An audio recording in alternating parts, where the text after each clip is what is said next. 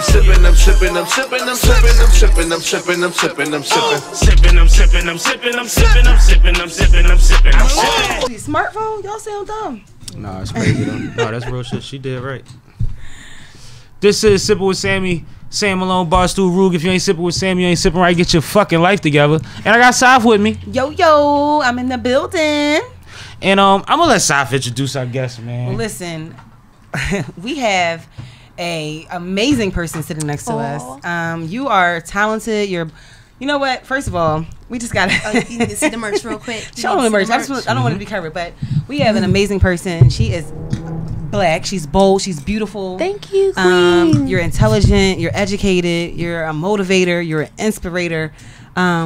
How you doing, Queen? Listen, how you doing, Queen? I'm doing good. I appreciate you being here. Thank you. Ms BBB, welcome, and thank you for being here today. I appreciate that. I'm grateful to be here. Hey, King. How you? How you doing? I'm great. You here? Yes. You know, we've been talking about this since we met, which ain't that long ago. It really hasn't been that long ago. But these conversations started that first day. And that's what, like, a lot of times, you know, we run around, we see each other, this, that, and the third, and people will assume that it built into this. We met each other with intentions on figuring out what each other had going on later. Right. We were just in a high stress, very energized position to where we couldn't sit down and chop it up. But from that day, you said to me, I said to you, and you know, vice versa. We all discussed that we were going to get each other on each other's platforms. We were going to check out each other's platforms and try to help with resources. And we've been doing it. We've been running the race since. So I just want to point out, like, you know, I know we need to fill people out, but when it comes to business, sometimes your intentions is what comes first.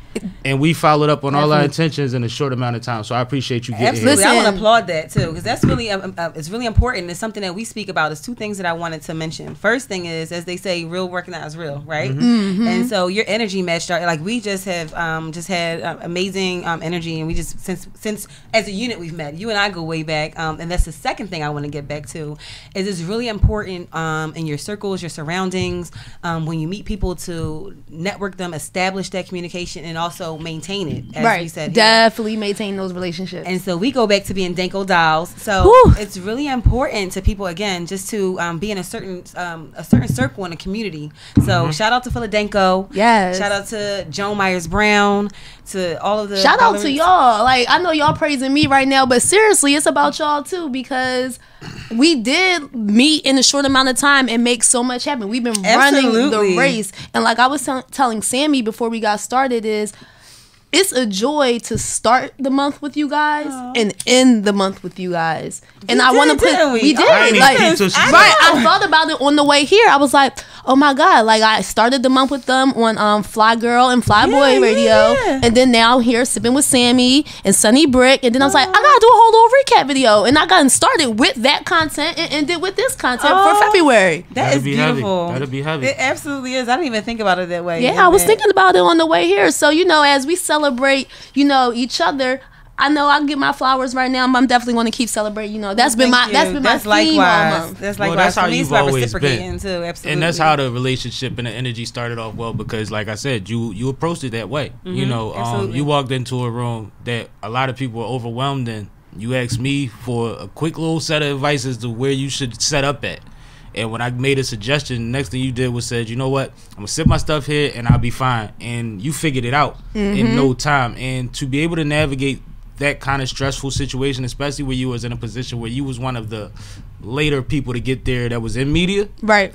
And you still had the wherewithal to be decent to other motherfuckers, to engage other people, to be interested in what they had going on. Like, people can't do one of the five. They really can't. And swear they professional. And trust me, Sammie, it took me a minute to get like that, because we had that conversation, and I'm at the point now that when I step into situations, I have to fill out the room. Like, one of my strategy steps is always evaluate the situation and then weigh the pros and cons. Absolutely. So, like you said, coming in there not really knowing what to do, I just had to step back for a minute and just be like, all right, what's happening here? Okay, boom, now I see where I can maneuver. And it's funny, I just went through the same situation when I had to go travel to Kentucky. I was stuck in the airport, you know, with all the crazy weather and airlines being shut down. Yeah, that's a wild I got to Atlanta and they talking about my flight got canceled, and you know, so high as shit, y'all. Like, you know, getting on the airplane in the middle of a pandemic, so I had to calm my nerves.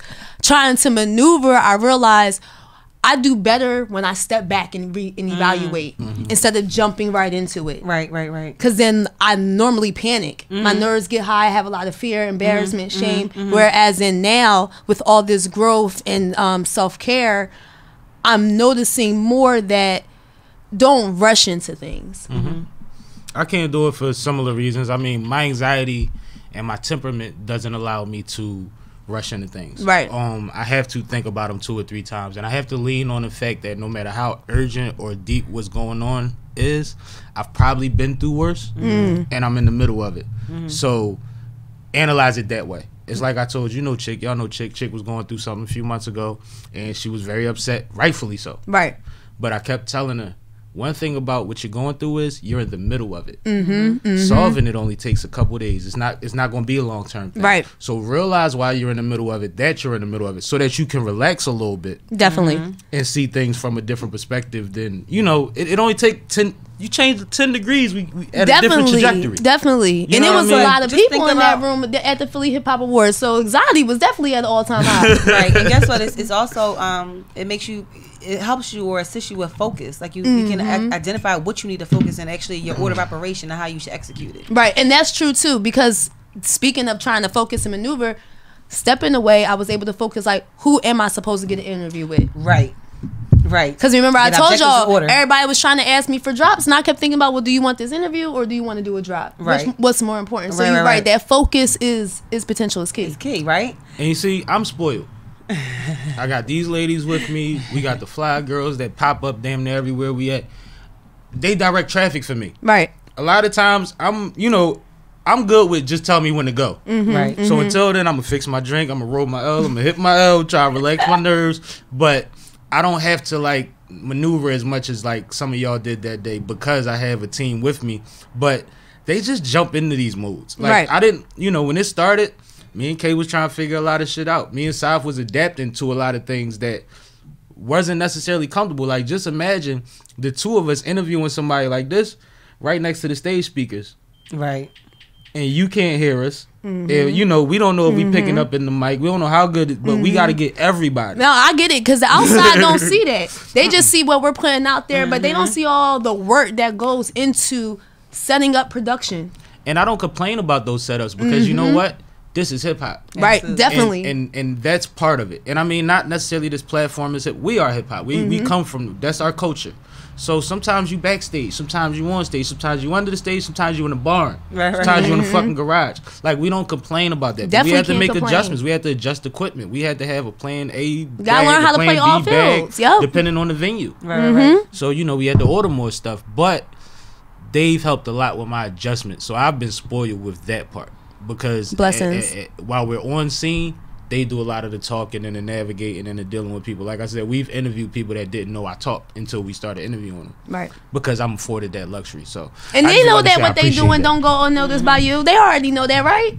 They know they saving me from myself anyway. And we all there to build relationships. You Right. better off making sure that I don't piss nobody off. We know. I mean, no, it's a Just real smile thing. on that note, right? Like, No, you know- because the first thing I did say was, Yeah. I know my temperament.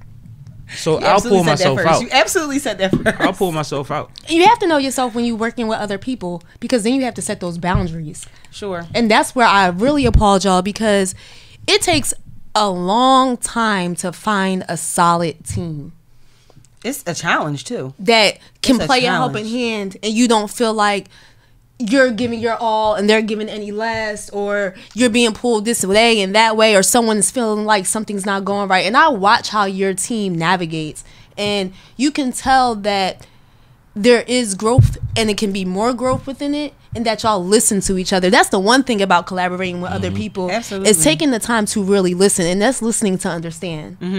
Absolutely, never to react and never to respond. And salute to the logo, another person that spoils and makes sure that the situation fits. But it's like, that's another way I was spoiled too. I grew up with one of my star players.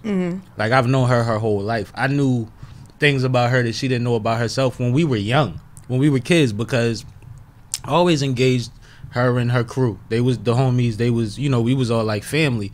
And when they would be, young, going through that time of the month or emotional this or boyfriend that, I never wanted no attitude. Right. So I was always analyzing why, like, how do I get around this attitude type of thing? So I figured out their temperaments, their behavior, their emotions, and how they operate. I've always been able to talk to. Well, you know what they say, when we're around people, a lot character traits fall onto ourselves. Yo, absolutely true. He told me that I do 2 a days. Like, I work out a lot when I'm stressed, and I didn't realize. I know now because he told me, but I didn't realize that I work out so much when I'm stressed. Like, you know, some people like may overeat or not eat at all. Like, and my friend identified that for me, so that's how well we know. Listen, y'all got to bond, y'all solid, y'all tight, and it's not gonna go nowhere. It's not. I love it. Let's talk about. You have multiple things that's going what I wanted on. to get into. I want to get into your name. I mean, I kind of did it with the introduction, but let's just talk about like your name first of all, because I need our viewers to understand who Ms BBB is and how it came to be.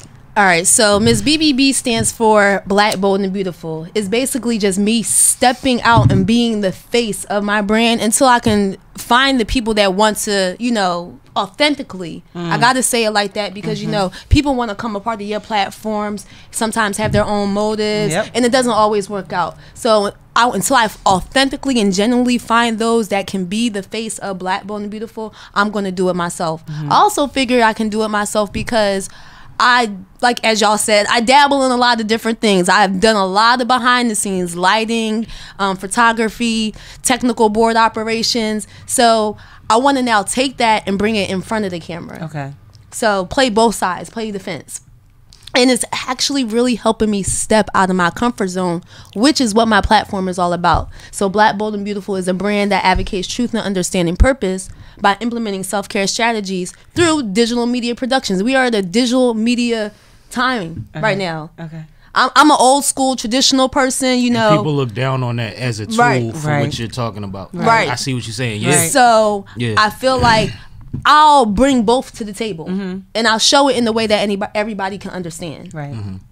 And so it's been a year and a half now since I presented my platform. Dope. And when I first started it, it was just really strategizing, preparation, planning. And I kept telling myself, if it takes a year to do that, then it takes a year to do that. Because a lot of people jump into business, brand, and entrepreneurship and thinking that it's just going to happen overnight.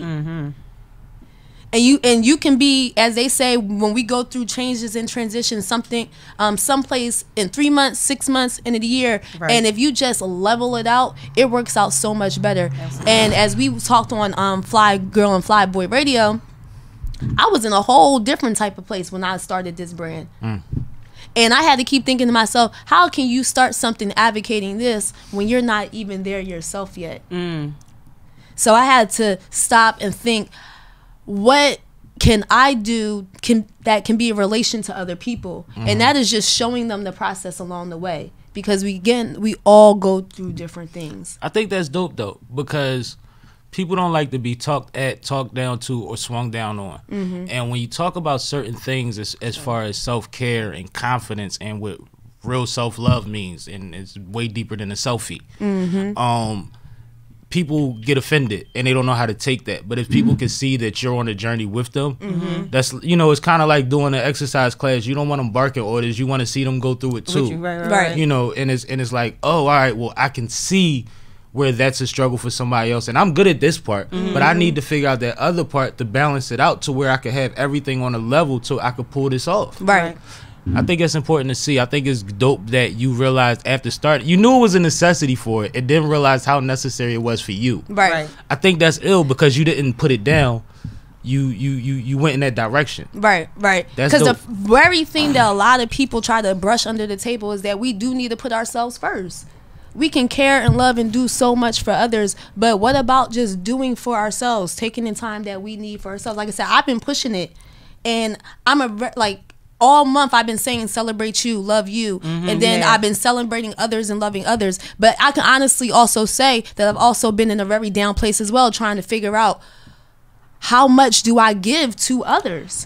So, you know, I want to say that I appreciate your platform too, because I appreciate the self-love and the self-love strategies and a lot of the information that you provide. But something I want to, it's something that's a challenge for me, is I'm trying to focus on myself too, right? And it's a challenge when you talk about the giving part, because sometimes people make you feel like you're selfish for focusing on you. And Right. I'm trying to find that balance, and that's a fine line. And this is how I'm starting to or at find least the I balance. feel like it is. How you talk and how you deal with people. So when I'm talking to people and I'm saying I'm taking time for myself, I always try to say it. And you know, that's just me thinking about how I'm not projecting myself onto you, because I know that you need time for this, or you got a lot of going on. And then you see, I feel like people start understanding and respecting that a little bit more, because I'm considering you, but I'm really thinking about me. Right. I like that. Well, I'm gonna be honest, because I'm too direct. I'd be like, look, I am not doing it for you today, okay? And you know, I run around, I rap and all of that, so I pay attention to what a lot of rappers go through. And they always say, you know, when you are making strides and you become successful, you not even so much successful, because nobody can tell what your level of success is. Right. But when you're put into a certain light, when you're removed from the day in and day out of the environment you come around from, people always say that they start to hate you. And then I heard somebody put it a little better recently, and they said a lot of the time the resentment isn't hate, they miss you and they don't know how to deal with emotions. So their way of dealing with uncomfortable situations sometimes is violently, sneakily, you know, it's angles to it, because they don't understand, like, bro, you missed this motherfucker. Right. Reach out or deal with that or whatever, Right. so that it doesn't become a thing that affects everybody else. Right. And when you say that, think about all the celebrities and influencers that get the backlash from people within their community that keep always saying, oh, well, you don't give back or you don't come see it. It's just what you said. Maybe we miss you. Maybe we're just so admired or inspired by what you got going on. But then I also have to say, on that end, for those people who have made it or have pushed to do what they're doing right now, because we all go through something, we all got a story, don't feel guilty that you're not going backwards. And don't feel guilty But guess because what? they you're not don't putting on- see it. I was about to say that. That's what I was about to say. That's what I was going to go to, because I don't feel like, a lot of times, I don't feel like everything has to be publicized. If I'm genuinely doing something from my heart, then it doesn't have to be publicized for everybody to see. Exactly. Like, for one instance, and I know you may know a little bit more, you both may, but like for me, I know I've always heard that about Michael Jordan, right? People always said that about Michael Jordan, and more currently, it's been more publicly noted, the things that he's been doing for the black community After the documentary, right? But I also feel like 20 years late, 30 years, go ahead.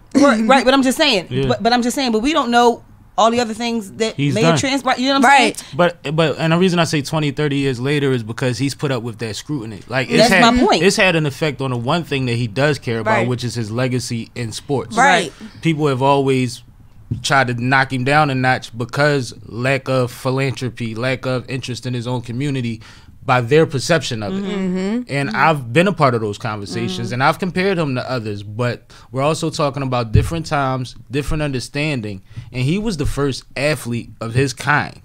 So the first one to go through it, which means that there's no way to really, precedent. there's no blueprint to navigate this. Right. There's what I know happened in the past, which is dangerous as hell. Right. And I don't quite know where this puts me now. And that's something you have to deal with. Right. You got a LeBron that comes out, you know, he wasn't even born when you was going through this. And see, and that's what So people he's don't after understand. a Kobe, so he's going to be a little different because Kobe was a little different, and now Bron is elevated. But now they compare him directly to a Mike, who is somebody that is 40 years his senior. Right. And with saying all that, I think that's where I'm at with my brand. Is just like, the past is going to be different than what the future is. It has to. It so should as be. we are moving forward, no one should hold anybody to their past. Because we all are going to elevate and we all going to grow. We have to grow. Within reason. I was about to say, Within reason. right. As long as we acknowledge the growth, Right. But we have to acknowledge where we come from too. Yeah, that too as well. Like I said, because we all have to take accountability for things. Absolutely. And that's Yeah. the thing, like, you know, nobody is perfect, but we can't, like, we have to own things. Accountability is something that we've had a lot of conversations on this pod about.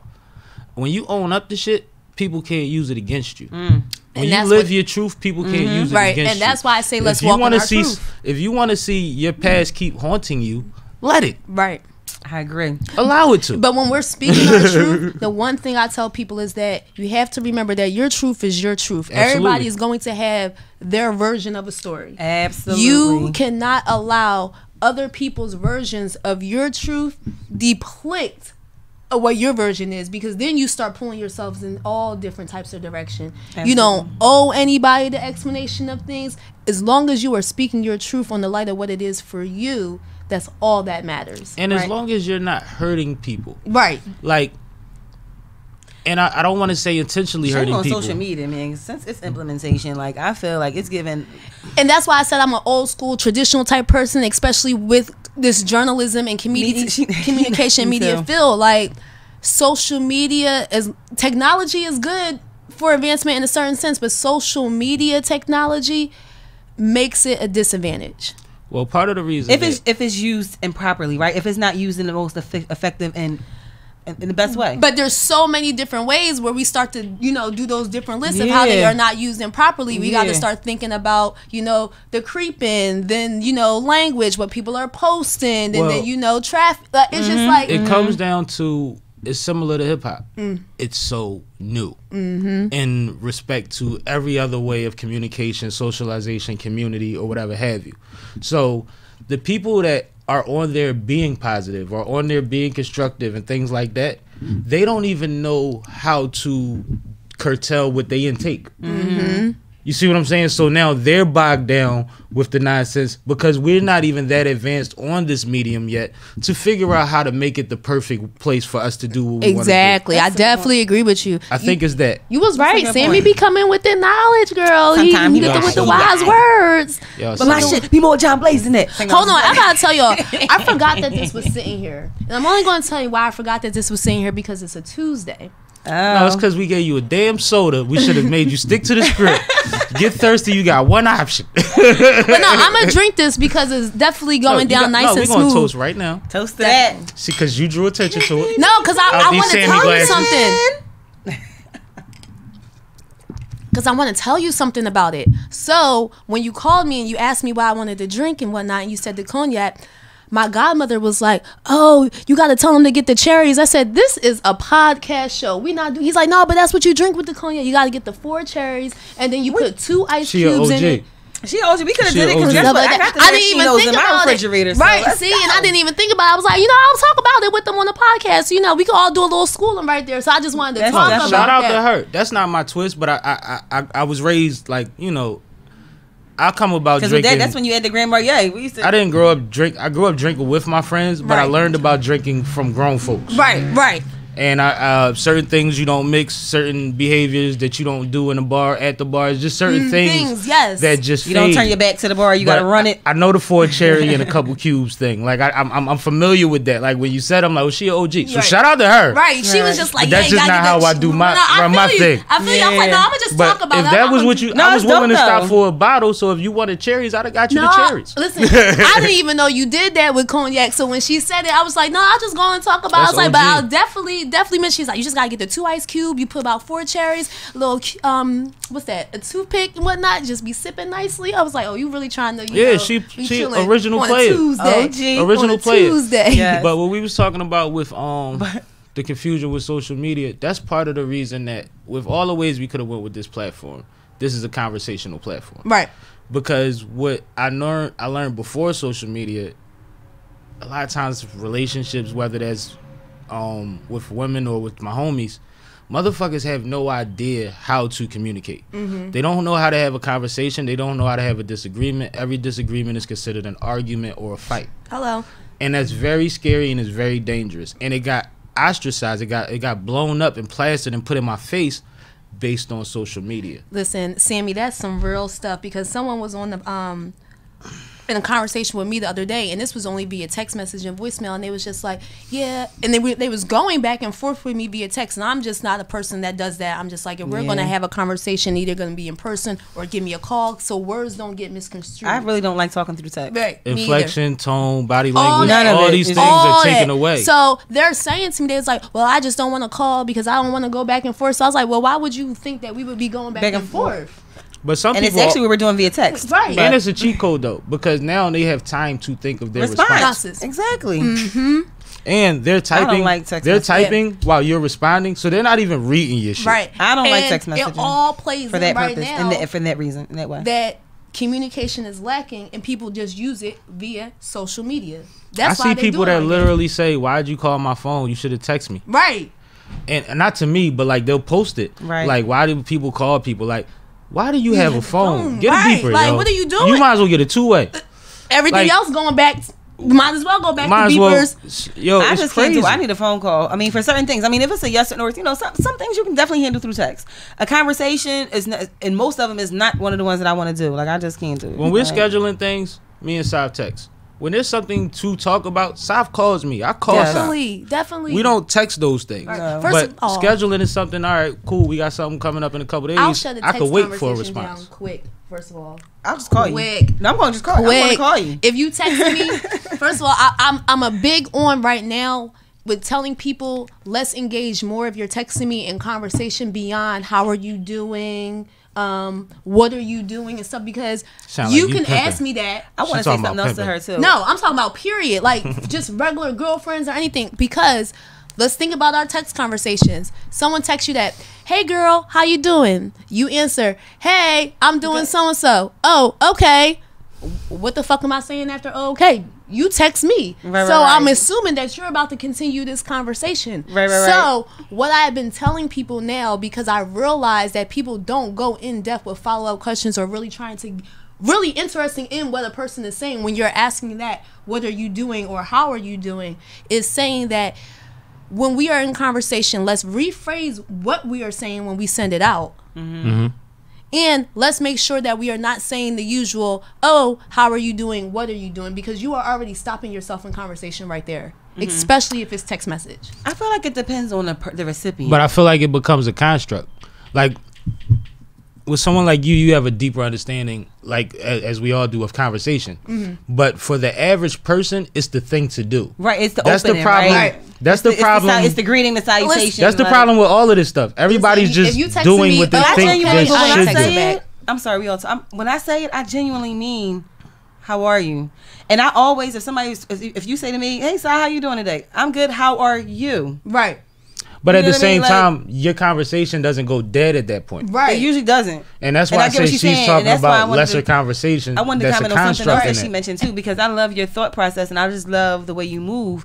When you were on Fly Girl and Fly Boy, you mentioned how, and it's something that really resonated with me because I've been thinking about this and I've kind of spoke to him about it and I don't even know if he knows where I got it from. But you mentioned about some of these relationships that you had with friends that you kind of had to. I just thought about that too. You kind of had to just you didn't end them, but you just had to change the way that you were within these relationships. These friendships. Definitely. Like if they're not like-minded or not doing the same things that you do, or a common goal. Definitely. Or understanding of your trajectory, what you're trying to accomplish. Or understanding of your trajectory. You know what I mean? So it was really important that I heard that when I heard that. And it resonated with me, so I just wanted to thank you for that. I've been there. Have you been evaluating some friendships? Absolutely. I've been there. And I mean, I'm not somebody that really loses friends, but I'm not as close to some people. And I remember there was a time where I got into it with a friend of mine because he was, without understanding what I was trying to do, he was trying to tell me how to do it. And I had no problem listening to his idea because he's somebody I respect. And I know he ain't no idiot. You know what I mean? So he probably but when he said it, I was like, that's exactly what I could have went this way or that way. I decided not to go that way for a reason. So let me explain my reason, because I'm aware of that. Right. That's the point of a conversation. Like, I have that information that you have. Like everything you just said makes sense if that's all you know. Right. But I know both sides because I'm on both sides, and I decided that wasn't the trajectory for me. So let me explain it to you. And this is about me. And he didn't really want to hear it, and it turned into an argument that almost turned into a fight. That turned into, I'm gonna just go ahead and do what I was gonna do. And what I've done has actually wound up in a lot of ways being bigger than what I even intended. Right. But that's because I chose the way that I chose as opposed to the other way. Right. No, and I'm glad that y'all are having this evaluation because, like I said, this is an everyday evaluation no matter what. But I'm going to definitely clear it up for anyone who is watching so they can understand that this is not just letting go of friends and cutting people off or just doing away with them. This is just really understanding the positions that everybody play in your life. And like, you know, we have all different types of friends and family members. And you have to understand that even if you had a long time relationship with them, as we keep growing and growing, everyone just cannot be on the journey. Absolutely. You can be my A1 day one all day, but It's a time and place for everything and everybody. Right. And if I'm talking to you about like business and you're talking to me about this, yeah, I'm going to listen, I'm going to comment, but it's just not lining up where I need to now put myself in all day conversation with this. At some point it starts taking away from my time and my energy and my effort. But I just want to say one thing, you know, the mental Rolodex. I want to say it touched on 3 things that we talked about. Well, 2 things, 2 are related, but it talked about focus. Yes. And it talked about growth and change as well. So all this is kind of just yeah. But like one of the things, because we from Philly, we know a lot of people. I've helped quite a few people that had great trajectories, some that have gone on to do great things, some that are actually right now while we're talking, doing and building towards their greatness. And one conversation I've had consistently with any one of them that I've helped that has said, yo, if I get this, I'm gonna do this, or I'm another. I always say, yo, you don't owe me nothing more than this. When you popping, find time to get a grub with me. We smoke, we drink, we bust a nice little meal, and we talk and laugh about the old days, and we talk about what you got sound like going me, on Sammie. now. You sound like me. That's all I want. That's all I want that from people little too. bit of time, and I don't need that every year. Right. You ain't got to come through every Thanksgiving. I see you in 5. And see, but I just want to see where you at mentally. I want to be able to gauge that because I want to be proud of you personally. Right. And see, the real people who are always or understand you or know you and that's around you will understand these steps that you're taking. Because when I had to reach out to like my friends and family with that, they understood it. They understood it, one, because they already understood what I was going through and what I already been through. And they know you. Right. And it's healthier for all of them. Like my one girlfriend, I literally, when I was telling her, when she was trying to say to me, yeah, I want to do this, I want to do that. And I'm like, Jasmine, you can do it. You really can do it. What does that sound like? But you're making excuses to do it. Like, even if you have kids and you have this and that, you can make the initiative to do things. And I said, let me tell you one reason why you're not doing these things. You're wasting a lot of time. You're wasting a lot of time when you're on the phone FaceTiming with so-and-so, but y'all not talking about nothing. Y'all just watching each other in the camera or just doing whatever. That's wasted time, where that's something where you can be putting toward to what you're telling me that you wanted to better for you. And I'm going to give y'all a cheat code, because I know what some of this wasted FaceTime is. I was about to say. Well, I'm watching TV and she watching what I'm watching. But hold up, let me tell you a secret. I can't. You could watch those same shows, but if you're not on FaceTime, you might watch them while you're on your computer. All that. Absolutely. You might watch them while you're returning emails and posting and doing whatever you need to do on your phone. I had to bring up the example because I said you can be doing these things. It's just how you're maneuvering. I was like, girl, and it only came about because it was just like, you're not calling me as much as you more. And it was like, not that I don't want to call you or have conversation with you. I'm going to wait till we got something to talk about. My mind, right. And my headspace is on a whole different type mind frame right now. And it's not that we're not on the same page, because you're rooting for me. You're supporting me. I love that. But you don't understand what this entails at the same time, neither. So she don't know how she's speaking to me, but go ahead. Right, but that's what I mean when I say evaluating these journey of friendships and relationships, maintaining them healthy and professionally and personally. I just had someone on my podcast show, Kev Carr. I don't know if y'all know him, but he's big here in Philly. You know, he talks about the dating game. Yes, a lot. I do. He has a couple books too, doesn't he? He does have a couple books. I'll plug them real quick. Yeah. You ready for this? Sure. He's okay. He's dope. No, he's a dope person. No, I was just saying, you ready for it? If all men are dogs, then women, you hold the leash. That's real. It's a very good book. I think you should definitely read it. It's a great premise. It's a really good premise. I like the premise. Yeah. And then his other one is Dating Responsibly. So I just had him on where we was talking about setting boundaries, both professionally and personally. And it's just needed. Because you're just not going to get to where you need to be. Like I tell people, my phone goes on do not disturb sleep mode at 10:30 at night. I don't care who you are. I don't care if it's business. I might be up doing whatever, handling business and stuff like that. But I will not get that message unless I'm in my phone. And I don't have no problem missing a call, missing a text message or anything, because I'm setting a boundary for me. I like that. Like I tell people, please try not to call me before 9 a.m. because I need that time in the morning to balance out me. How am I going to be inspirational for you today if I'm not setting the tone? Absolutely. Now, 2 things. That was dope. First thing is the boundary thing. Now, I've always understood boundaries. My mom has always been very big on making me aware of what these things were before I knew what the word was. You know, just because as a young black man, you have to be careful.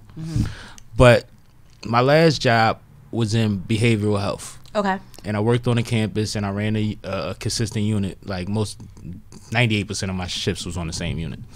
But we're teaching autistic kids with Down syndrome, kids with all type of behavioral problems about boundaries. People that, you know, people that are deemed not able to understand these things are able to learn boundaries. Right. Now, that has given me a little less patience with fully functioning adults. Right. It is. That don't understand boundaries. Right. So now hold up. My second thing. All right, go ahead. Because Sai says she feel like you talking directly to her. One thing that I had to preach to Sai wasn't really along, because I don't want them to get this confused, because I know what it all comes down to. I usually had to get through the South that no time is perfect. Right. There's never going to be a perfect time. Definitely. That was it. Because she always knew what she wanted to do. She always had an idea how to do it. Now, the landscape has changed, and that's why I salute her for being able to figure out a way to adapt and adjust, because she had a plan before we had this access. So she had to make adjustments to her plan on the fly. But she always knew it. And my thing was like, just do it. No, but do it. But you know what? Guess what? We are getting older. Situations going to get deeper. Do it. And if you need me, call me. I learned how to do some shit. Right. Just do it. And that was the only thing with her. Like, she had her own demons that you might be speaking to. But when it comes to, like, our conversation, my conversation with her, which is how I feel like we should all be to our people, is I know what she was supposed to do in life. Right. I support whatever it takes to get that done. I want you to start working towards that today. Today. Not for me, but because at a time when you're early 20s and you already know what your legacy is, right, that's a blessing. All the roadblocks, all the bullshit, all the losses, relationships, fucking moving, jobs, no jobs, all of this is going to exist the entire time. Definitely.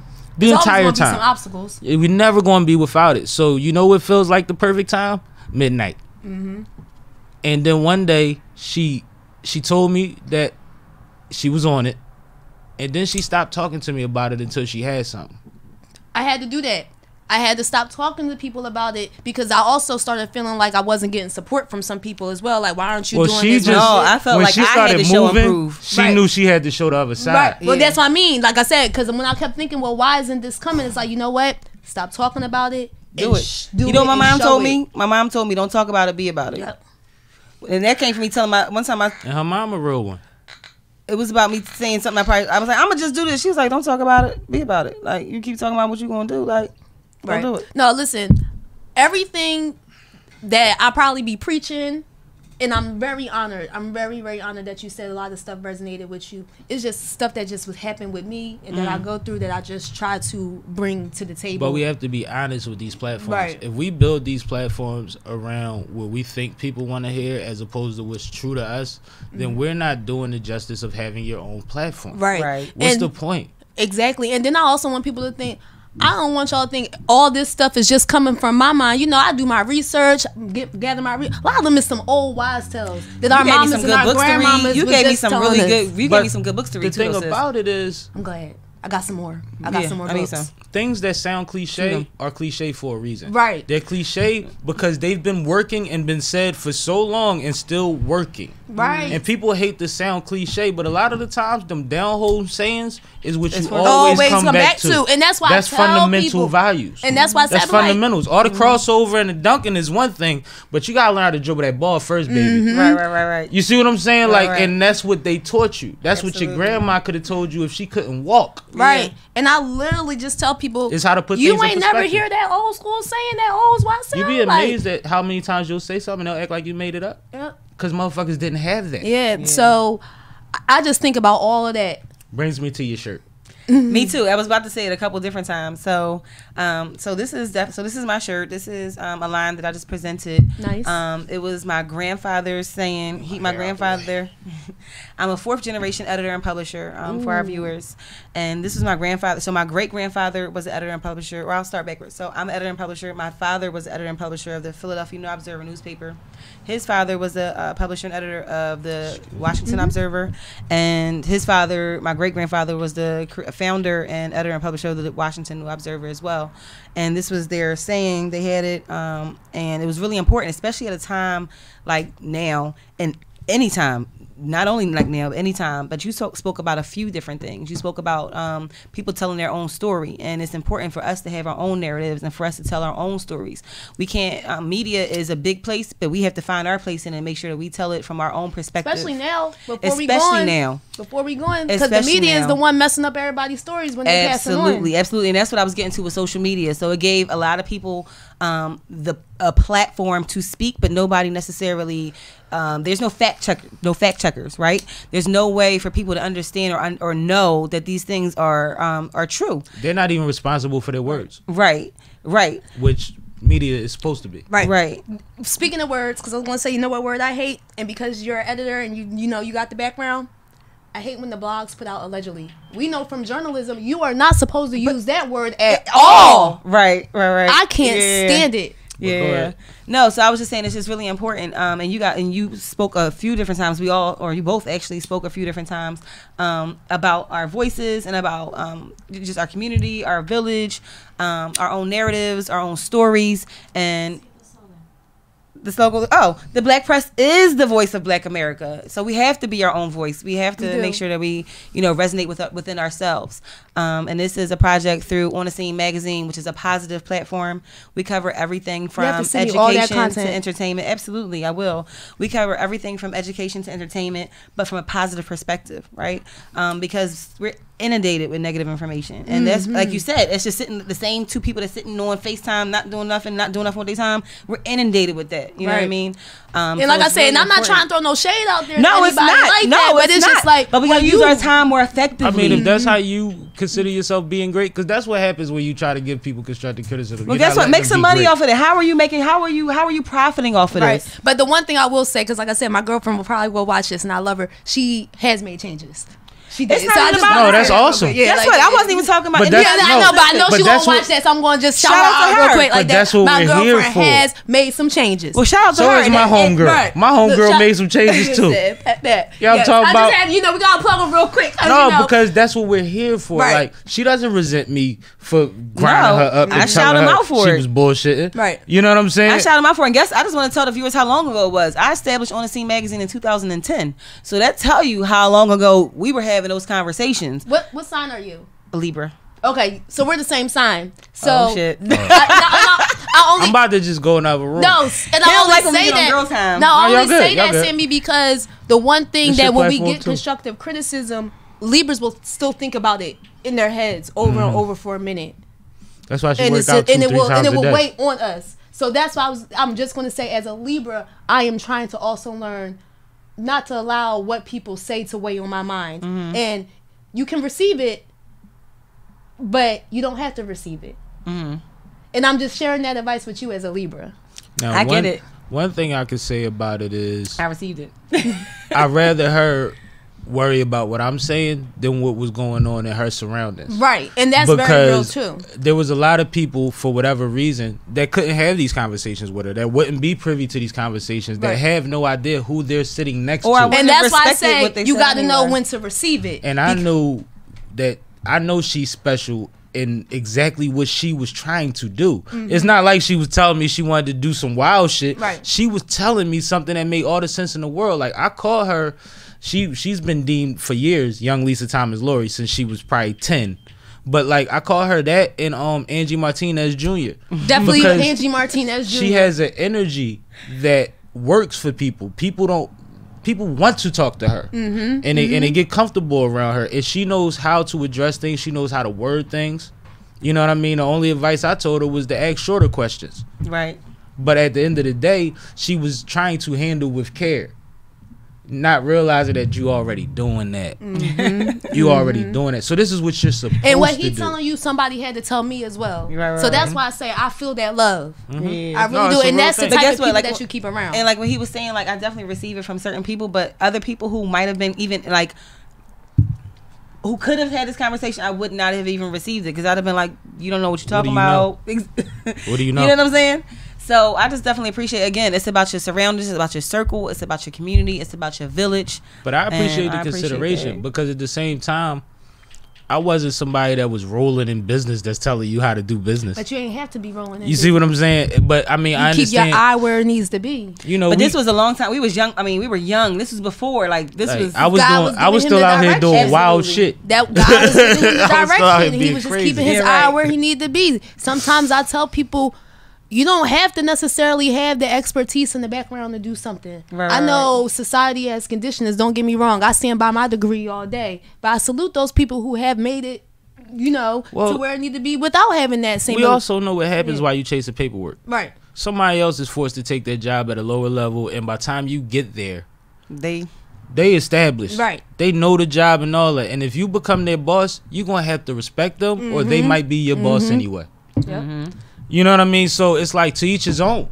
But know that whatever you're going into, that why you're there. Right. I say this with jobs all the time. People always say, well, these corporations, these jobs, they just juice you. They take all your good ideas, whatever. Learn what the fuck. We just talked to Polka. We just talked about that. Twice. We just talked about that. Polka said she worked in retail at some of the highest levels for Adidas. The biggest flagship New York store. New York, yes. You know what I mean? She ran that motherfucker. Yep. And she said she learned so much. I'm sure they made a killing off of her. Right. I know what she brings to the table. Right. But she said she learned so much that it was to the point like, so what I'm going to do now? Hold it and use it for them? Right. Or that's use it even for me? with creatives out here. Everyone's doing a show. Everyone, right?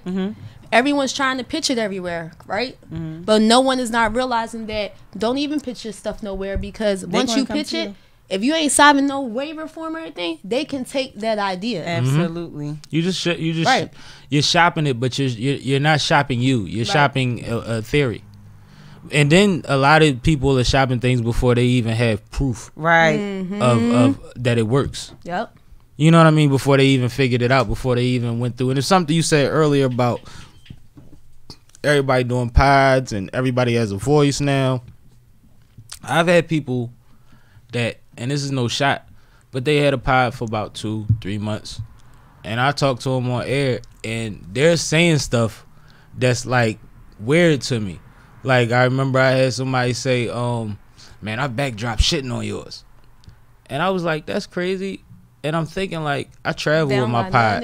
I can't have the jumbo backdrop while I'm traveling, but I'm getting it because when I can use it, I'm gonna use it. I've been in some of them same conversations. We're not. Sammie. That has nothing to do with what we're doing, with production, with content, with quality. And I respected their pod because I respect these.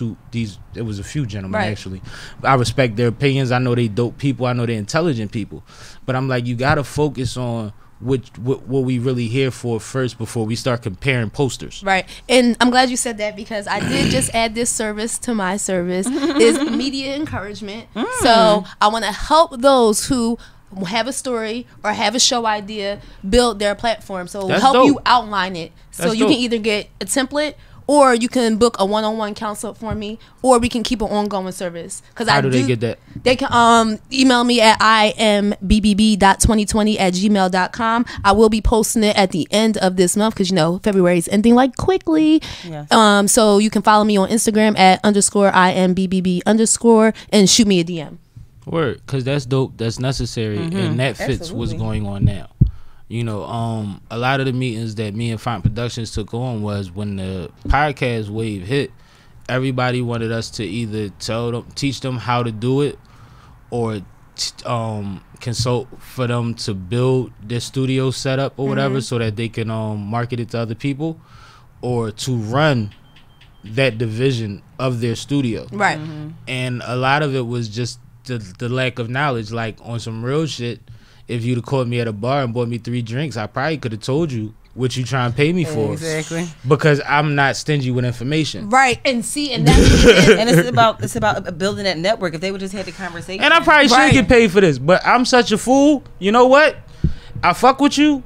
Right, that's what I'm saying. If you already I had to think long and hard, because everyone's like, Jules, you just give up too much information, too much. And that's where it went back into setting boundaries and just trying to figure out how giving I am. And I was just like, you know what?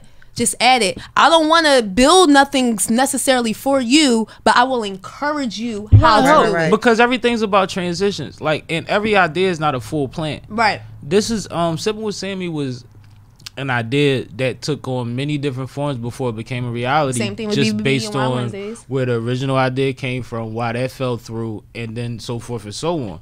But the whole time I've been planning this. I knew how this was supposed to go. I knew she was my co-host before she knew she was my co-host. I didn't have her on the show as a host. I had her on the show as a guest, and she called me just the time that I knew she would. Hype as shit. Like, yo, we gotta do it again. I'm a Gemini. Okay. She's like, we gotta do it again. We gotta do it again. We gotta do that more often. Mm-hmm. That was dope. And people watched it and they was fucking with it. And we said some real shit. And you know what? That shit makes sense. And I was like, no, you the co-host. You said you the co-host. But I already knew that. She knew that. Right. You see what I'm saying? Like, I already knew that. Like, I visioned this the whole time because I realized that whatever was going to work, when I get there, I want a female co-host. And I had a very short list of females that I could sit through in this capacity, have the variations of conversations that we have, and we could do it in a decent way. Right. Because at the end of the day, we don't want to make anybody look bad. I don't want the female to feel like she got drowned on an episode. I need somebody strong enough to go toe-to-toe with me, but respectful enough to not listen to respond. And I tell people when they talk about our chemistry, I always tell people, because this is my smoking partner. Right. This is the same conversation on and off camera. If we throw a third person in there, that's just another blunt, another drink. Right. Right. No, like I said, I felt the energy since I walked in, since we first met. I'm definitely going to have y'all on my show because I'm coming. I appreciate. No, y'all are coming because I figured it out. Absolutely. I figured out. So I do a little Wine Wednesdays trivia. Nice. And I try to do it at the beginning of every month. So at the beginning of April, I will be hosting one, and I'm going to have your team on to help me host it. So my audience really, they had to pay attention this next month because they got 2 months of trivia content, and it's a lot of y'all. So we gonna have a ball. Oh, I like it. No, we gonna have some fun. I know for sure we gonna have fun because, like I say, you lead with that. You lead with good energy and positive energy, and with my group, my team, as y'all put it. That's all we require. You know what I mean? We know what our purpose is. We know what we come to do, and we want to support wherever we're at the way that they should be supported. But as long as it starts off good, it's going to end good because we come to have fun. We like to enjoy ourselves. Motherfuckers got a brain, but sometimes we want to use it while we don't know we using it. Right. Definitely feel we like that. to be relaxed. Right. Like, I definitely feel that. Oh, this was a vibe. This was a vibe. No, this is what we supposed to do. But one thing, because we getting long in it, you still haven't talked about all the shit you do. I know. Listen, you the humblest person in the world. Y'all went to so many different conversations. That's what we do, though. We make you feel comfortable. You do. Y'all really do. And I just don't want you to forget to tell the people. That's all. No, we can get back to it. The one thing, though, Sammie, I gotta tell you, I am. Maybe it's just being an adult now, because when I was little, I did like to have the spotlight on me, but I'm not the person that like to have the spotlight on me anymore. No, we recognize that's a Libra thing, because that's how I'm like, he had to force me into this role. Like, I love to be behind the scenes, and I've been literally in this all my life, like literally. Yeah, and it's like I can like celebrate and say, "Oh, this is what I'm doing," but then I move on to the next. And then thing. I'm like, yeah. So, but no, what y'all want to know about? So the podcast just aired this month. We are 4 episodes in. The Black Bold and Beautiful podcast, powered by On Air with Sir, can be found on all podcast platforms. Download it. We had our month of love. Now we're going in our month of being a boss. Oh, so like March? Yeah, March. So like, you know, you celebrated you got to understand who and that's you Women's are. Month too. So now let's step boss babes. I love being a boss in everything that you do. I spoke to Sir about you recently. Wow. I saw Sir. Oh, Philly Hip Hop Awards. He popped in with Sue, and when he came through, I was just talking about you. And he like, who you was talking to? I'm like, one of your folk, Ms BBB. He like, oh shit, yeah. You know, he ain't got nothing bad to say about you. And I'm like, no, you know. He's like, so who was y'all talking about? I'm like, no, I had her on my show. He like, so what you doing now? I ain't got the chopper with you, so I'm telling you, like, you know, I got the pod, the radio show. Right. He like, I need to talk to you. I'm gonna call you. He ain't called me yet, but that conversation, I know. But you know. And mind you, this isn't the thing. This isn't me saying like he was bullshit, right? Because I also preach on here to understand that when you're dealing with people that's in motion and they say they want to get to you, they not bullshitting because they didn't necessarily get right back to you. Right. But they're not going to let that spot go by that they needed you for before they get to you. Right. Absolutely. And that's why I wait said, shout out to Sir. I ain't tripping at all. Shout out to Sir. He was in On the Scene magazine as well. You can check out our onthescenemagazine.com and you can see him. What episode? I mean, what it's month? actually it was for women. Episode. It was for WIM Global, so I want to say it was like last November. Okay, so WIM Global is going to be on the Black Bone Beautiful podcast and Wine Wednesdays for March as well. Okay, yep, okay. They're actually the first guest for March to talk about being your own boss. Okay, and manifesting. Yeah. Yep. You got Jeter. Yep, got Jeter coming. Yep, she came all the way back from Miami and Atlanta just for me, so I'm excited. Yeah, we're gonna do a little photo shoot. I think she's in the picture. Yeah, she's in the picture too. So we're all on the Scene magazine. Nice. But yeah, so I set the podcast. But then we had Wine Wednesdays, which is a spinoff to the podcast, which is a midweek check-in. Like I said, I'm definitely going to have y'all on when I do trivia. Get some Sammie wine glasses. You do? No, you really do. Because I got the beer mugs coming, but I'm gonna get the wine glasses. Yeah, but that's just the time where we just chill out. Like we can talk about all the self-care all week, but we can just like really dish out on. I love it. Like Wine Wednesday. This type of conversation. Like this type of conversation, get a little loose. Then get ready we sometimes chime some entertainment news. Like this week, I think I'm going to talk about this Meek Mill situation with Tekashi. No, fuck that. I don't even care about that. Situation with the Bryants, with Vanessa Bryant and stuff like that, because we are talking about boundaries. Yeah. That was interesting. It's another one that I wanted to talk about, but I have to go back. Oh, I definitely want to talk about Bobby Smurder because I'm just very confused on.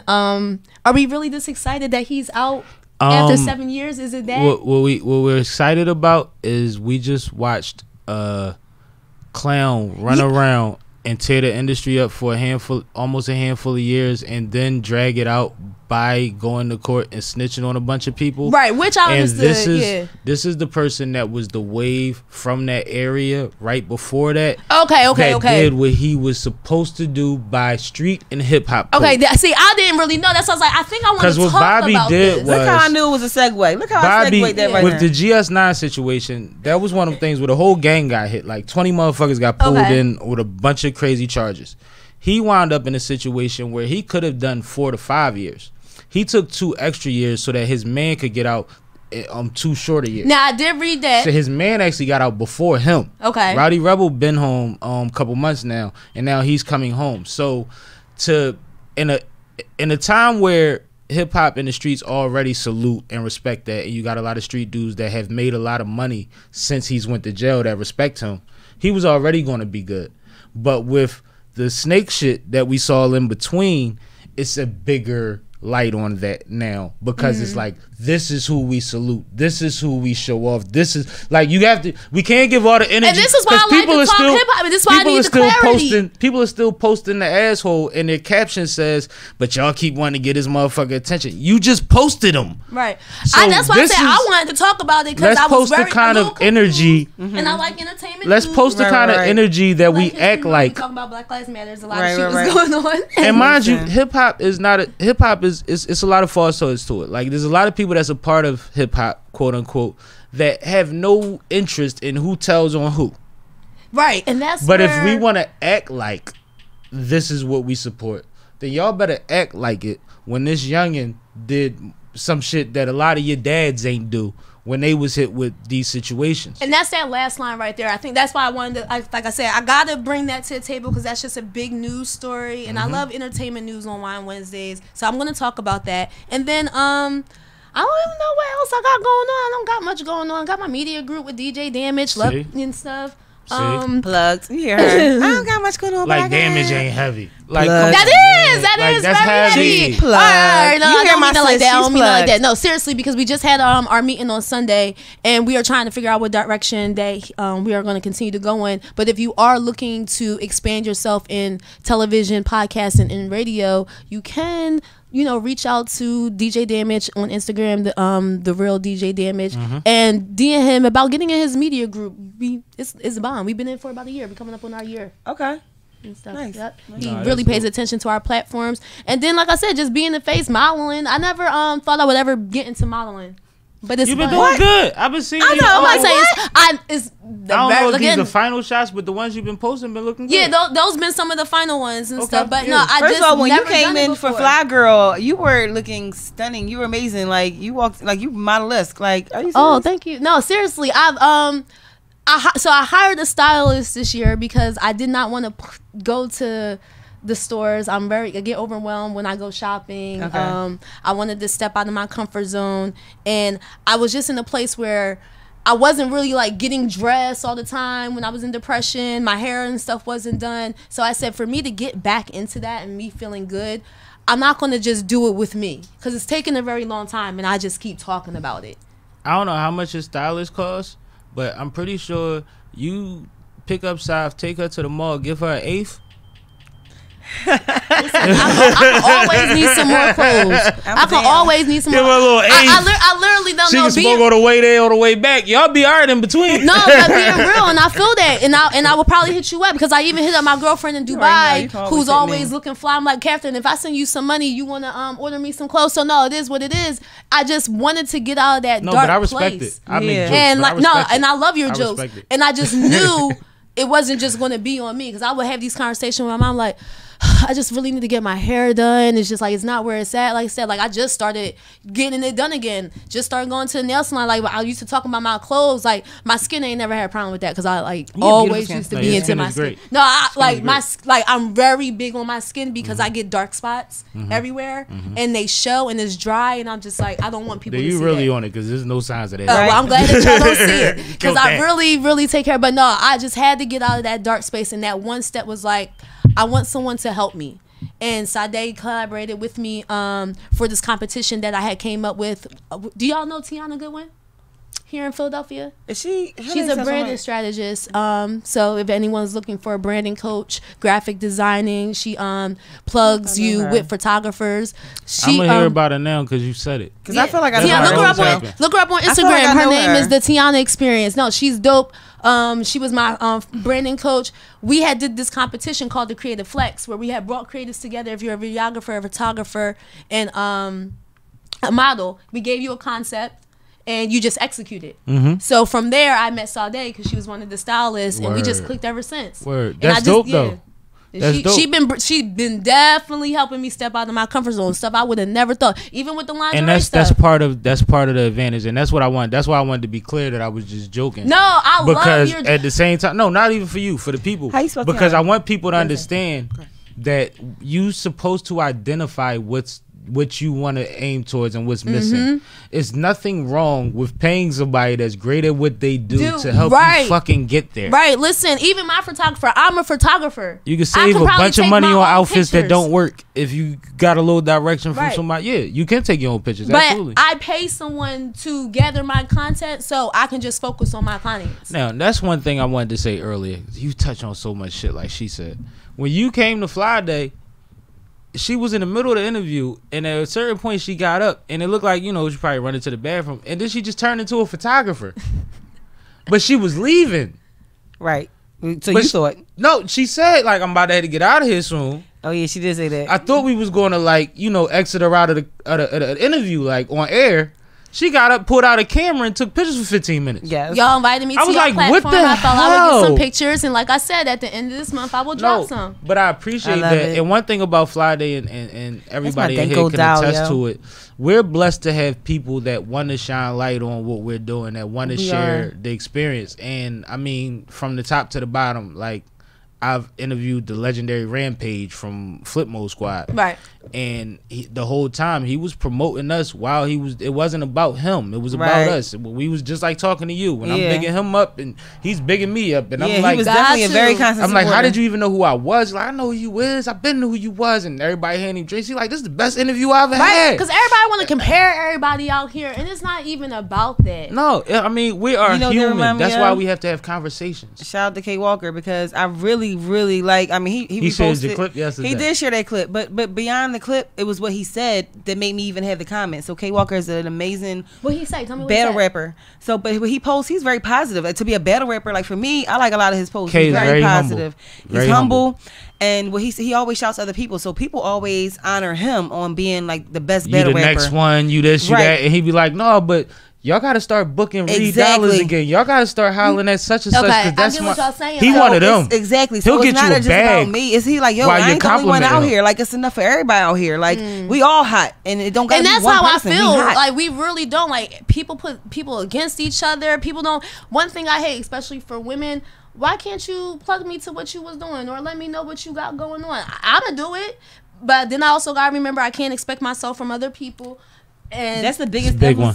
Yo, I just said that. One. That's something else I'm working on. But I hate the fact that other people out here don't try to lift each other up and help give resources. It's just like, why? The subconscious is a motherfucker. Why? Then everyone thinking everyone's taking their idea. First of all, so one of my favorite words is houseway. Someone pointed that out to me. Houseway. Why do you think someone is taking your idea?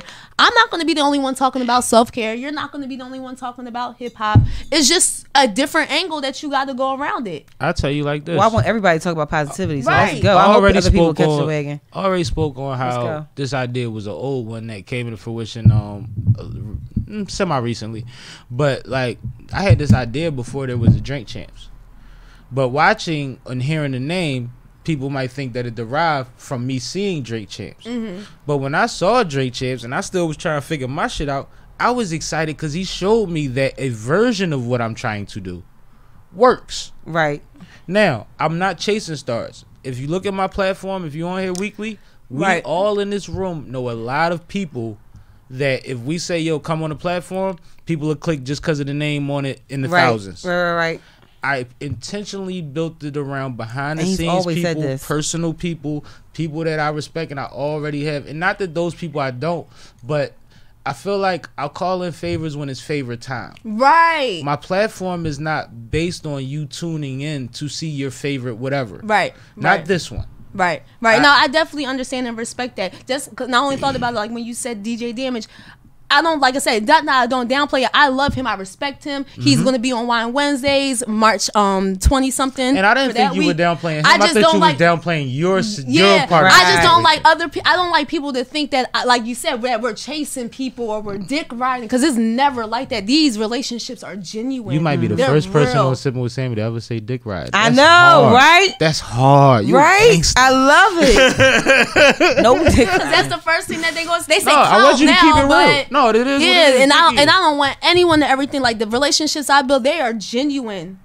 And mind you, I have people that, and we've talked about a couple recently that's like, no, get me on this soon because I'm gonna have to start traveling soon or whatever. And I've been like, you know what?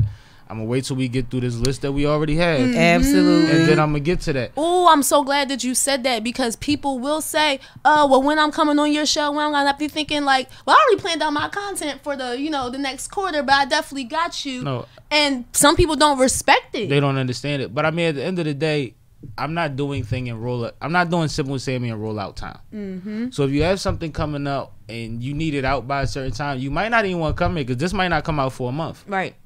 You see what I'm saying? Mm-hmm. What I want is the conversation that we're supposed to have based on why we're having it. Mm-hmm. And that's something that I'm not going to rush. I'm not going to fight for. It might be greater later. You might be trying to do me a favor by saying, hit me up in the next 2 weeks because I'm traveling after that. But I might could wait 3 months for that. And that's why I say to people, I'm good with I it. can wait. That's why when you hit me up and I said, well, when do you need me? Mm-hmm. Even if it would have been I would have been there. I would have just put it on my calendar. But I start our conversations now when we're scheduling filming with asking, do you have any ideas for guests? Mm-hmm. Because we all know I got a laundry list of people waiting to get on these platforms. But at the same time, I don't want it to get to the point where it's full of all of my network. Right. Because her network is heavy. Her network is crazy. You know what I mean? So it's like at the end of the day, if we're not utilizing all of them, I can get to my folk. Right. But the best thing about it for all y'all, planning out that content schedule in advance, because I know a lot of my guests respected it, because I sent them that email for all guests in February, March, and April at the beginning of January. They respect it more because it helps them figure out their time. And that's what they got. You should be scheduling too. Yep. Because I'm only dealing with people not because you popping, because you working. Right.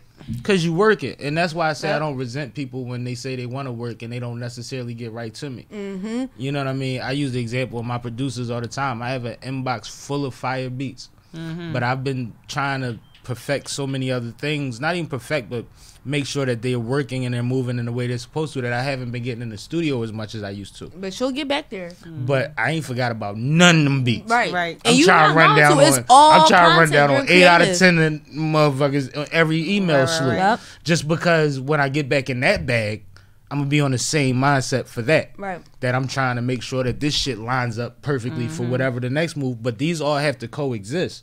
So since I have music out and I have that going on and people already know about that, I had to establish this side in a way where it made sense, and I've seen it inspired. Right. And those people that, you know, will wait because of your schedule, they understand your value and what you bring to the table. Absolutely. So they'll be here when you're ready. Right. They most definitely will. Yeah. I And that's the agree with thing, like, you could listen, sell the beat. I'm gonna sit with you, we gonna make something better. Let's have, like, I'm with the process when it comes to the things that I love, especially when it comes to the studio and the stage. Right. Can I just make a segue? This is so unrelated. I'm sorry, but we talking about beats, right? So I have a 6-year-old and a 7-year-old son. They both sons. My youngins. Yeah. So see, my oldest. They cool as shit. My oldest was in. He came in my room like 4 a.m, whatever time. So anyway, I woke up at like 6:30. So I just told you, I just got the iPhone. I'm an Android. I got an iPhone, but it's GarageBand. My son loves music. We on GarageBand making beats at 6:30 in the morning.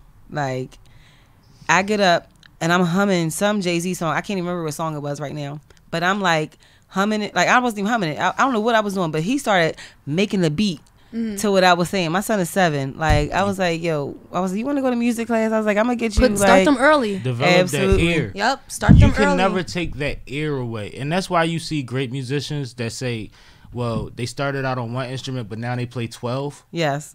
Because He all loves music it. reads the same for one. Absolutely. But once you understand how you fit into the plot, then you work your instrument that way. Definitely. You use your tool in that direction. And you I'm waiting can't to finish. you can teach it, but if he naturally has it, then god damn it. I don't know what I was doing. I don't even know what I was doing. I wasn't even humming the beat. Whatever I was on, I don't know if I was saying the hook, whatever I was, he started doing the beat to the song that he's never. I don't let my son. Talent. So your son definitely won't have. I was going to say so whatever. But this is interesting because he's never. I don't let my son listen to rap, none of that. Like, damn sure I know old school Jay-Z. And he just started making the whole beat while he in my bed. I'm like, it's crazy. But I wanted to tell you that all he does is dance all day. And I'm like, yo. Listen, I'm crazy. very. I was going to say when Sammie was done too, I was going to transition over to, you know, get into how we really fit in. I'm really upset that COVID has prevented Danko to not produce the classes that it normally produces throughout the year. Absolutely. Because that is also another one of my Danko. I'm pissed about that across the Danko. board for the youth, like just in Yeah, activities just in period, general. right. Yeah. So that's one of my understand. scapegoats. That also helped me coming out of my dark place. Me too. And I don't know if you remember Cornita. Yes. Okay. Yeah. So I hit up Cornita, and you can definitely join us. We're meeting up next week because one thing I said this year I would do is dance it out. I heard that. I would love to, please. Right. No, definitely. So every once a month I want to drop a dancing video. So, you know, we can definitely arrange to get together. I would love to. Yeah, next week we're meeting. I would definitely love invite you to. it. I would. But see, that's one of love those to. mental health things. Right. Like, we got to go back to what helped us before, or what not our comfort zones before, because when we were doing it, we didn't even know how much it helped us. Oh, I'm so glad Sammie said that because Until that it was one of taken my away from us. strategies. Was I'm not like, gonna lie. Really? No, it really was. Like, what was something that I keyed onto when I was younger that did not put me in these different situations that's setting me back? That was dance, that was choir, that was Girl Scouts, that was different leadership programs. And it was like, now as an adult, How does that translate? how can I do it? Danko has alumni classes. I definitely do different leadership programs around the city. It was just like I had to get back into those different things, like even just other traditional things. Like, my grandma used to sit with me on the porch and do needlepoint. Yeah. I was like, I'm definitely going to start doing that again. That's a form of self-care, and I can teach that. So You had it's just- some heavy women in your life, though. Absolutely. right. It's just like you think of those childhood things, and they will help you advance as an adult. You see that bike right there, that little electric bike? When they first said we was gonna be locked in the house, I ordered a. He sure did. Listen, just so if everybody to be in the house, I can at least ride around the neighborhood and breathe. Keep using that electric bike. I live out in the county. People don't think would not believe it, but I lived out there all my life. But I live, get the best of both worlds. I was like community, county community. Used to. I was in skirts of the city, but I was the same thing. Used to rollerblade, like you said, ride bike. My little brother was the first little black boy I saw skateboarding. Before it was cool, like my little brother was the only little black boy skateboarding in my neighborhood. Right. Like, I used to skateboard, and that's the thing about the bike. It was like I love riding bikes, but I'm out of shape. So at least if I ride somewhere, I know the electric will take me home.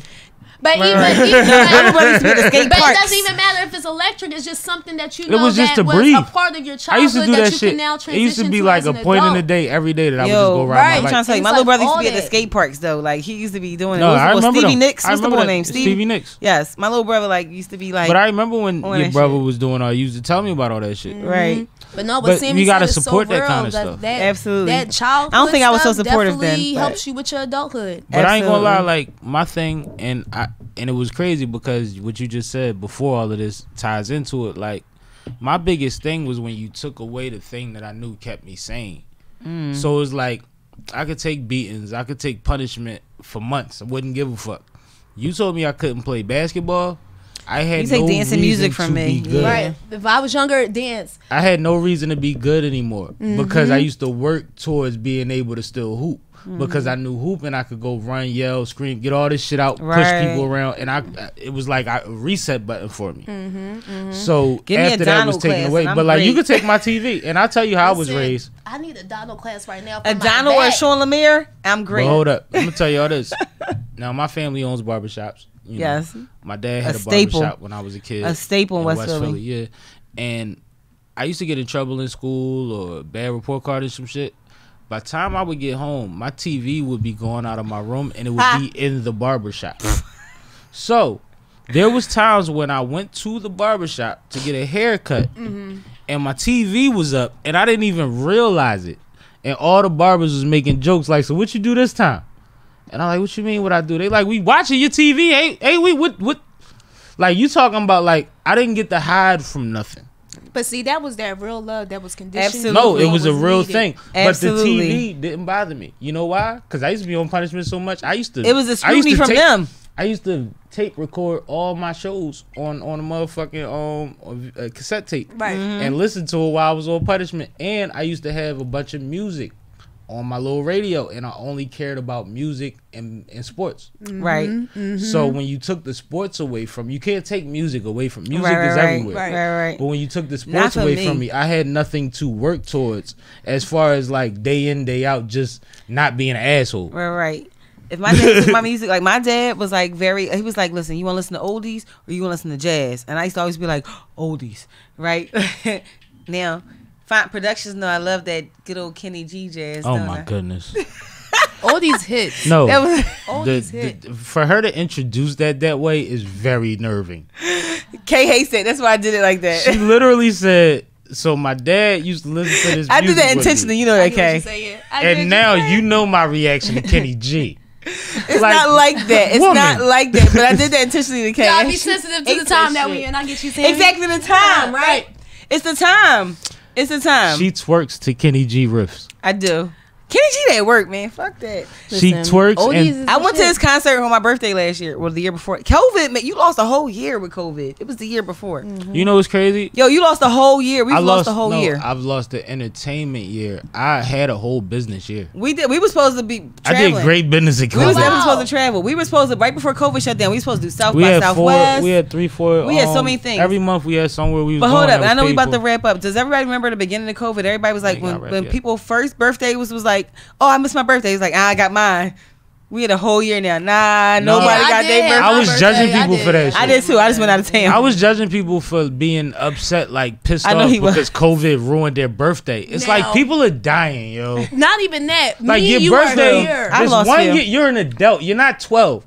Missing this 1 year I'm a of Toys R Us fucking kid, dog. partying on What you your talking about? birthday. I don't grow up. Listen. And mind you, half the people still party. They just did it on a discreet way.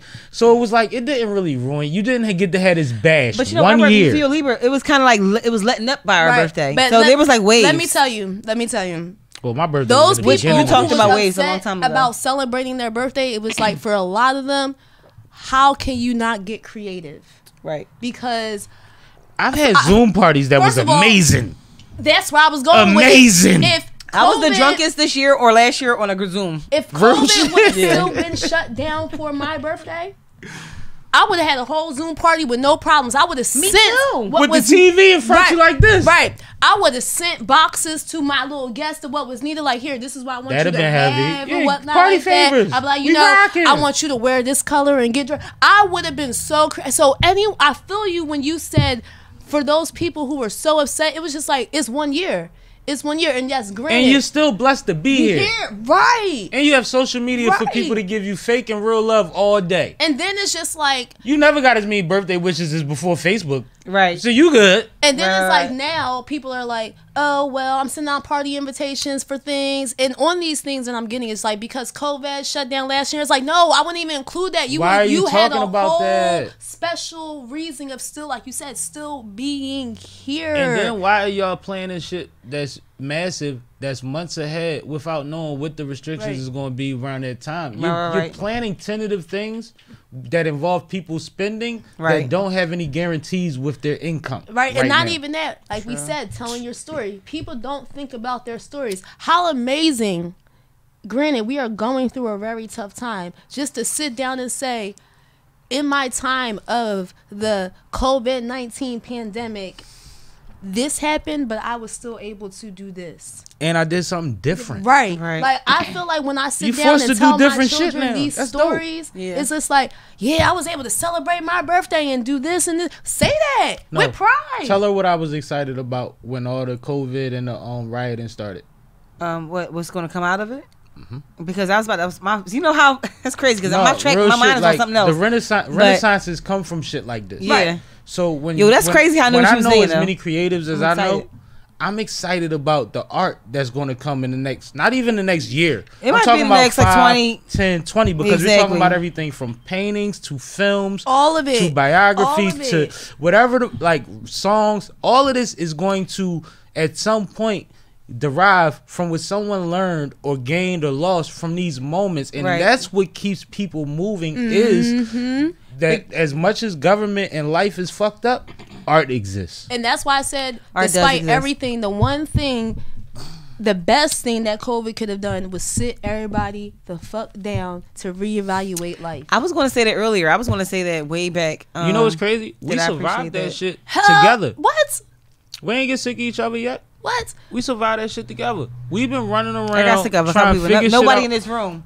No, But but COVID like made with me the sick of some frustrations people. that have come and with the realizations that come Right. about people's priorities, and then we had a hell of an elective season. The political climate It was been ridiculous. Ridiculous. To be able to be where with the people that I know I'm doing something right. Sammie, we on the same page because I'm telling you, it's been a blessing in disguise. I say it all the time. We say that all the and I'm just time. going to keep saying it. We say that all the time. Despite So you know everything why? that's going on, even with losing loved ones. And it's very hurtful. It is very hurtful. I lost 3 of my favorites last year, I lost a too. couple. and my family. I lost a couple. Real lost shit. two of my And family. what I tell people all the time is that because I serve a higher power, things happen for a reason.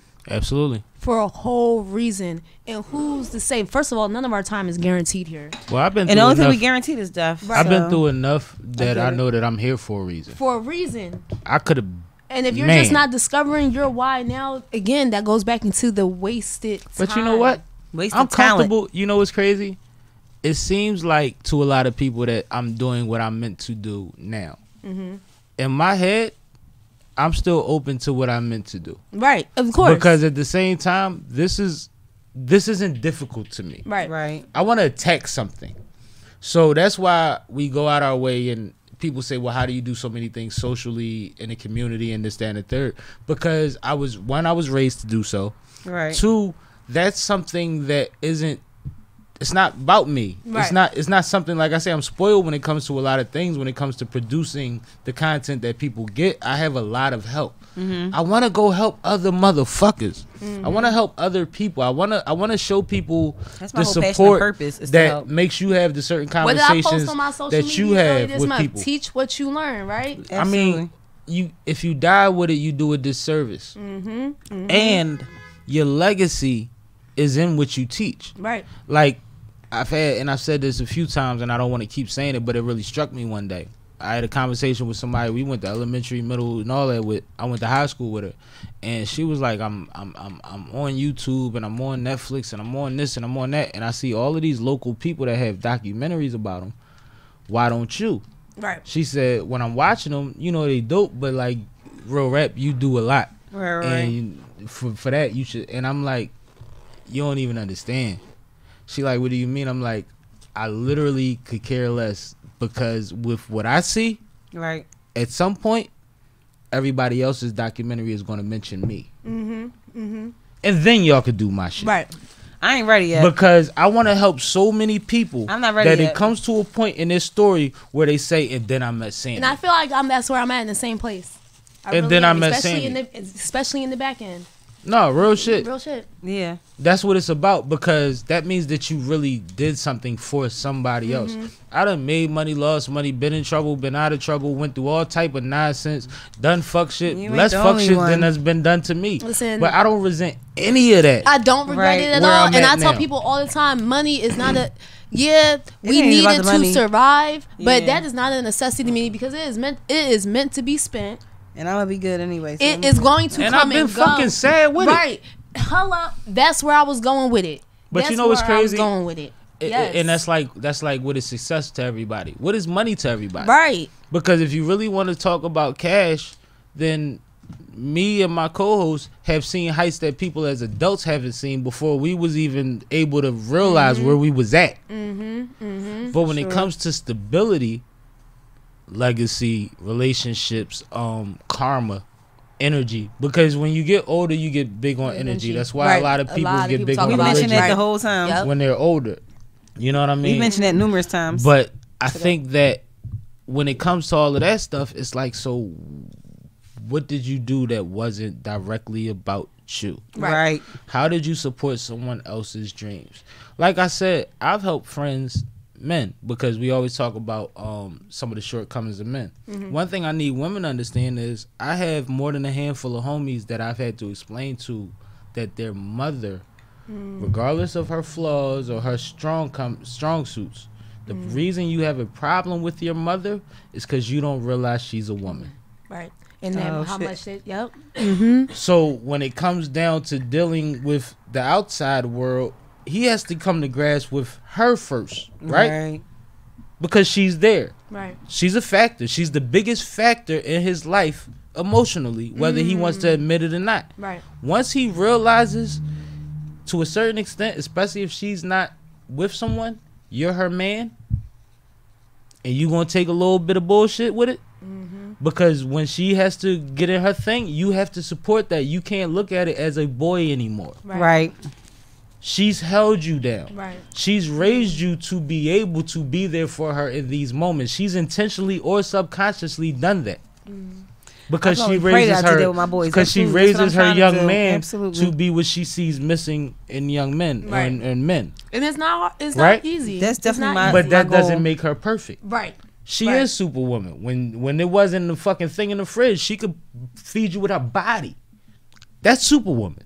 But it ends in woman. It began with woman before she was super. So when she's down, you feel that. That's real. So when you're dealing with a man and he hasn't settled that part, you see what I'm saying? No, that's real. So it's I'm like listening. it's a lot of range to it. And I'm talking about thorough dudes Yeah. that they don't do crazy But shit I mean, we because gotta look of at our that. circumstances. We gotta But look at our internally, like what we do. they what are we go fighting things, and when we get the, you get the smoke, you get the drink, you get the chopping it, and I'll be like, yo, you know what it sound like? You don't even realize. I could tell you 3 girls you dated that have the mentality of your mom. through. Oh yeah. You've dated your mom before. Yeah, I know I dated my dad before. But it's a scary realization. It is a very scary for someone realization. that Trust looks me. at their hero as a hero. It's like we're not perfect. It all goes back to not being perfect. We build what And we need understanding around who us. You are trying to break these generational curses. Yep. All of that shit. Yep. Like your parent will get on air not y'all's, but somebody's parent will get on air and openly say, "Yeah, I whooped they ass. That was what the fuck you supposed to do." And blase blah and whoop de whoop. We are at a completely different understanding. I'm gonna tell you what my parent will say. My dad, no shame, no game. I'm here to say it. Will say the past is the past, and we gotta leave it in the past, no matter what. But there's parents that will parade it and tell you that that's why they were a great parent. Now, it doesn't make them. That doesn't make them good or bad as a parent. It's the understanding that they had at that time. Right. And that's because we're still folding out of slavery. Mm-hmm. Yeah. Folding out by generations. And when I say folding out, I mean like you ever rolled up a sock? Right. No, I definitely feel you. Like there's every time it goes back a little bit, that's a generation. Right. But that's a long sock. No, I definitely understand. That's why I said I'm not ashamed to say my dad will say that and my dad acts like that because you know what's crazy, I was able to recognize these curses in these different patterns. I just had an epiphany, and a lot of people might have known this already. Gorgeous. Damn, that's why we beat our kids and shit. Like it's embedded in It's us. the different things, right? We gonna have that conversation. Let me give you an example. So my dad was raised by his grandmother and stuff, while his dad and my and his stepmother, my step grandmother, lived down the street on the same block. Mm-hmm. So my dad was conditioning that normalcy. That's okay. Like he visit his parents then, and then he see his mom whenever and whatnot like that. As long as they was still there in his life doing sometimes whatever they needed to do. So then when it came to me, that was fine. So it's the 50 Cent thing. He went and stuff like that. When he left my mom and whatnot like that, it was that same thing. He can live somewhere and whatnot and then pop in and out. Because he felt that pattern. You don't know anything better. Right. And when we had this conversation, the first thing that he said to me, well, my dad lived down the street and I didn't see him that way and da-da-da-da. Who that and you like? think that's okay? 50 Cent. Mm-hmm. And I don't want to be derogatory just because he's famous. But one thing I realized about him, this is someone who never really knew his dad. His mom was in the streets. He lived with his grandparents. Mm-hmm. His mom died at an early age. So when he had children, he's telling his children, yo, well, I ain't have none of the shit you got. And it's not What's your problem? Right. Where he doesn't have an understanding of what it means to really have, or at the time when the rift started with his oldest kid. Right. Understanding of what it means to really be a family. Right. And then I thought of another example. Terrell Owens. His dad lived less than 2 blocks from him, and he never knew who his dad was. Yep. Right. His dad actually used to come. Dad knew his dad was popping in a house across the street from him. Mm-hmm.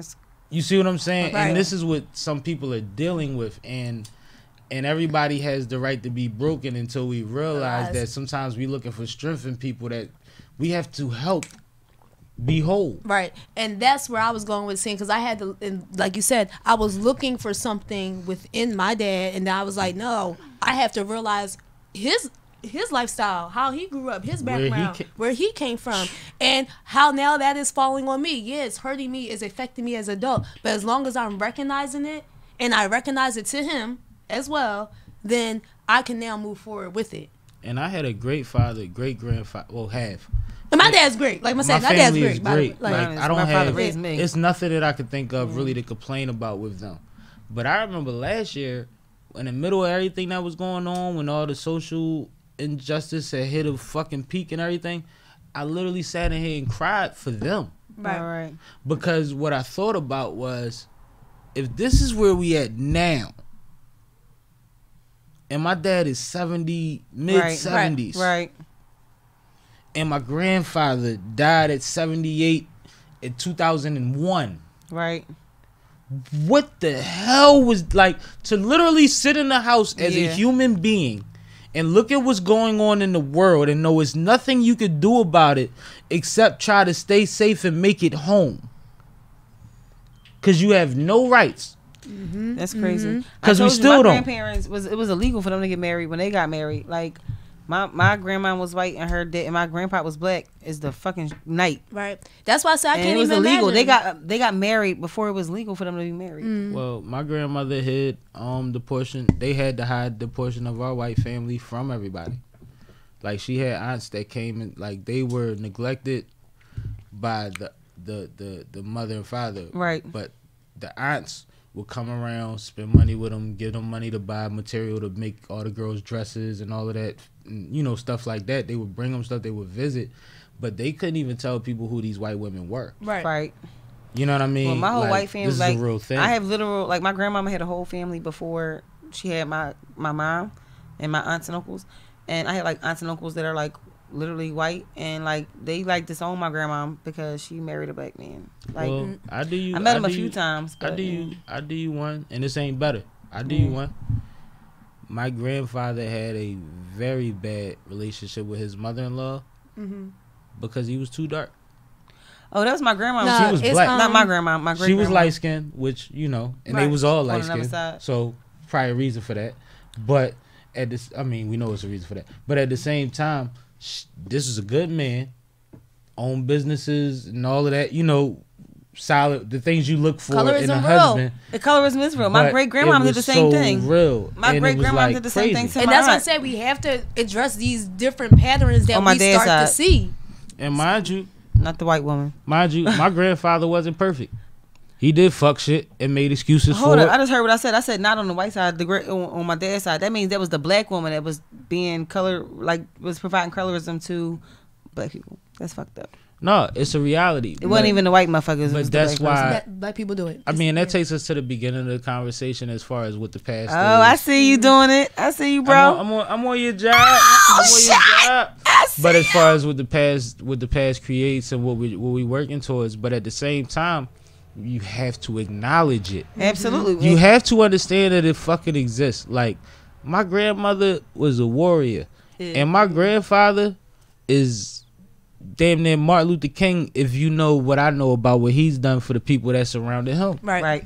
You see what I'm saying? And it's just like, you can't compare what our mentality now to what they were dealing with then and change how I see them. Right. I heard somebody say... Are you crazy? I really hate to interrupt you. I really hate to interrupt you, but I heard somebody say yesterday, oh, you picked the wrong generation.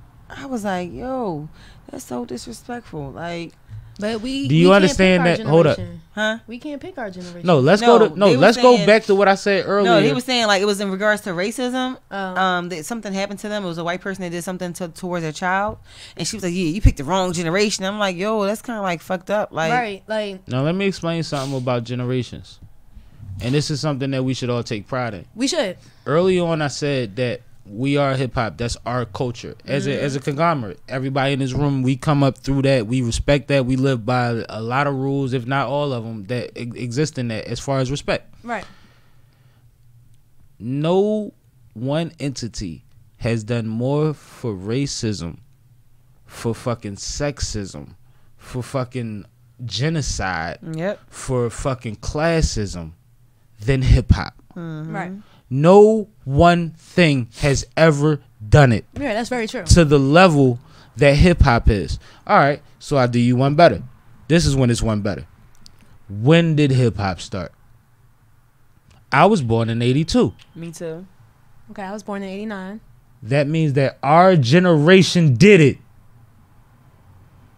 Period. All you legislators, all you motherfuckers that was steamrolling CDs and shit, y'all didn't bring China into our plight. Y'all didn't bring Paris into our shit. Y'all didn't make motherfuckers be able to go over there and get a bunch of money for 100 motherfuckers that ain't got... Like, y'all didn't do that shit. Right. There's Asians that are hip-hop. There's white motherfuckers that are hip-hop. There's Spanish people that are hip-hop. Absolutely. So at the end of the day, they respect my plight. Even if they don't like me, they know where I come from. Right. I can walk into a room full of a mixed breed of motherfuckers and I can look at a couple people and I can know who's fake hip hop, who's real hip hop, who's relatable, who understands what I got going on, and who don't know what the fuck is going on. Carry themselves. And who don't know what the hell is going on. Just by how they carry themselves. No generation has done more for a mass of people than ours. Right. And that's very So let's not never downplay anything from 76 to 02. Right. Real nigga shit. And we gotta be clear. I'm gonna say about the 70s babies. We gotta be clear on the end because and I was talking about the beginning. The people after 02, swear they in the mix with us, and it's not like you're but not some of the discrepancy is our fault. Right, it is. Some of the discrepancy is our fault. The transition was bad on our part. It was. So somebody that was born in 02 is 19 this year. right now. Right. But somebody I don't that's see the connection. No, because what happens is I'm talking about. I feel like it's a whole nother. I feel like it's a whole different type of they've done what every generation does. When they've people say millennials, right? Mm-hmm.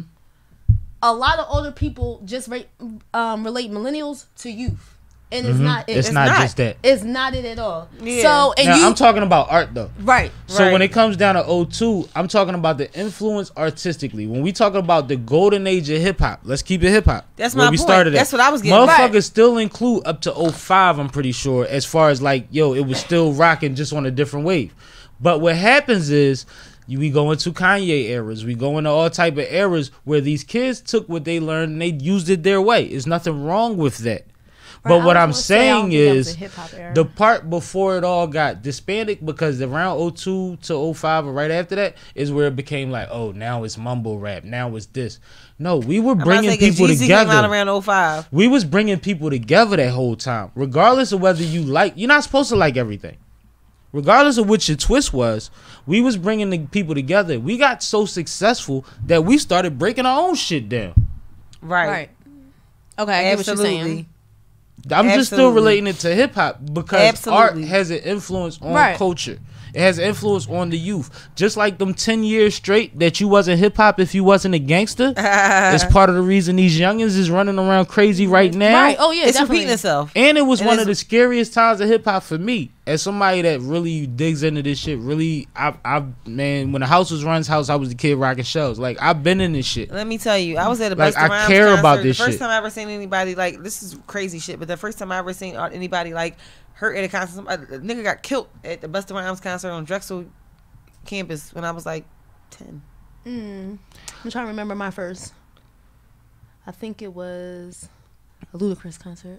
See, my first concert was Powerhouse. I've been going to Powerhouse since I was 6. I went to a private school. My mom bought everybody tickets. This name was $9.99. We only had 10 people in the class, so my mom bought everybody tickets. That's dope. Yeah, that's heavy. That was first grade. Second grade, that's heavy. Your mom is shit. Second grade, I came to Ivy League. Second grade, I came to Ivy League. I was about to say I wasn't there for that. My mom bought everybody. I was at the Hammer Don't Hurt 'Em tour in like the 3rd row. Right. So I've been at shows my entire life, and I mean, like, we were so close, and I was so young that I got sick from the vibration of the speakers, and like, oh shoot, did he get all that circus shit on stage from Hammer? Right. Yeah. You talking about 40 people and they flipping and falling in. It was just like so much. I was that young that my dad had to walk me around Court State Spectrum to settle my, like, it was too much for me. I was about to fucking pass out in there, like throw up and all type of shit. And I had epilepsy. So like we had to get out of there and go back because my sister was in there with our girlfriends. But like I've been damn near front row since Hammer. And we used to get Powerhouse tickets free from Rauman. Right. Because Rauman worked for WJJZ or WDES, and they was sister station. Yeah, I didn't know that. She used to take us when we was kids. She probably my dad. Because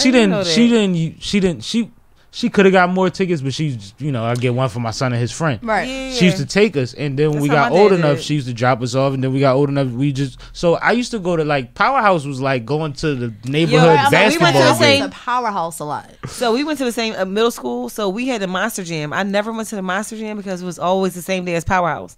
So I never went. I remember Monster Jam. That was our, like, little private school thing. Okay. Like, that was what they called it at our school. Okay, we had a spring fling and we had a Monster Jam. They probably had everything. Yeah, Monster Jam was famous. It was a concert. Yeah, it was popular. But I'm just saying, I never went to our things. What was the other one besides Powerhouse that was a real popular concert? Our house was on the other station's joint, but that was short lived. Our house was on 103.9. 103 had something. That's what it was. 102. Springfest or Super Jam, something like that. Summer Jam, which was in New York, or no? But the 103, it was like that. 103 had it. But Q102 had one too. Right. But no, it was a lot of different shit. But when it came to that kind of stuff, I always had an end on that. But Philly always had everything popping. You already know and especially throughout the TLA and the Fillmore. The TLA, the Fillmore, the Trocadero, everything. Right. Like, they was popping. I can say I performed it. Anyway. Shoot, I think it's on them. I think it's on them big Yeah, stages. like you said, I think it's for Jay. You know that. Relating it to art and hip hop, it does bring a lot to the It culture. does, but you really got to realize, like, nobody can disrespect our generation when you think of it in that light. Because we did more for people as a culture. Because no culture mattered. No, that I do believe. And it didn't matter. When you say it in that content, I just think that our generation and the generation under us just demands a little bit too much. Well, the demand. You know what? Because shit come too easy. I mean, that's part of it. It's too accessible. Things are too accessible, so they don't think that they have to work as hard as we. But I think that's good. Not even work as hard, but they don't put as much. It's not as much effort. But I think that that's is good. But I don't they're think- also not being smart about the situation. creative. Or Or creative. Now, when I say I think it's good, I don't mean as far as not putting as much thought into it. That's not the part I mean. Mm-hmm. I think that the entitlement of as a it, tool. the fact that, you know what, this is fuck shit. And I'm not going to be scared as anybody before me to tell you that this is fuck shit. Right. Now, I shouldn't have to run for office to be able to tell you that this is fuck shit. That Right. get back to the girls And that's that how picked they the wrong carrying it. generation. And we'll take Right. it back to the Baltimore riots when what's my man name Freddie Gray got killed in the back of the wagon, got murdered. Them kids did that shit. Yeah. That shit was The Wire 2015, whatever year that was. Them kids walked out of school and made them cops, helicopters, and all of them motherfuckers chase them around that city for 8 straight hours. And you knew what them cops knew?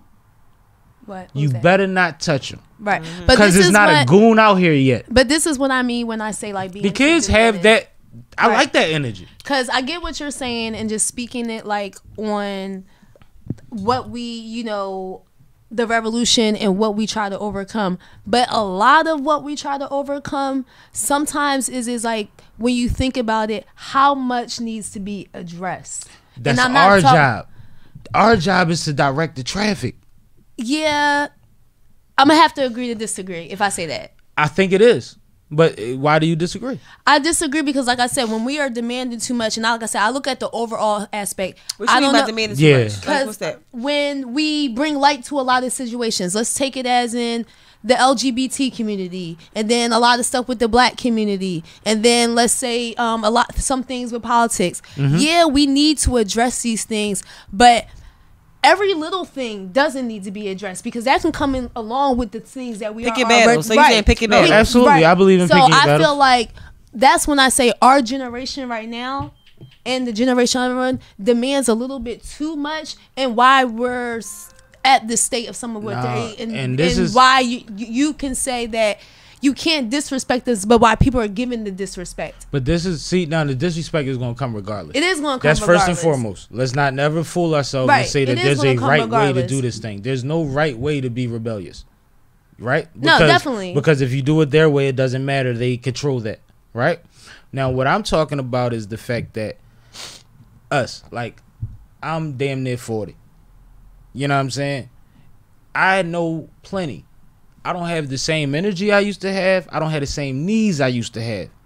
These children, the generation behind us, as you put it, are showing you that they're willing to jump these fences. We need to tell them why. Right.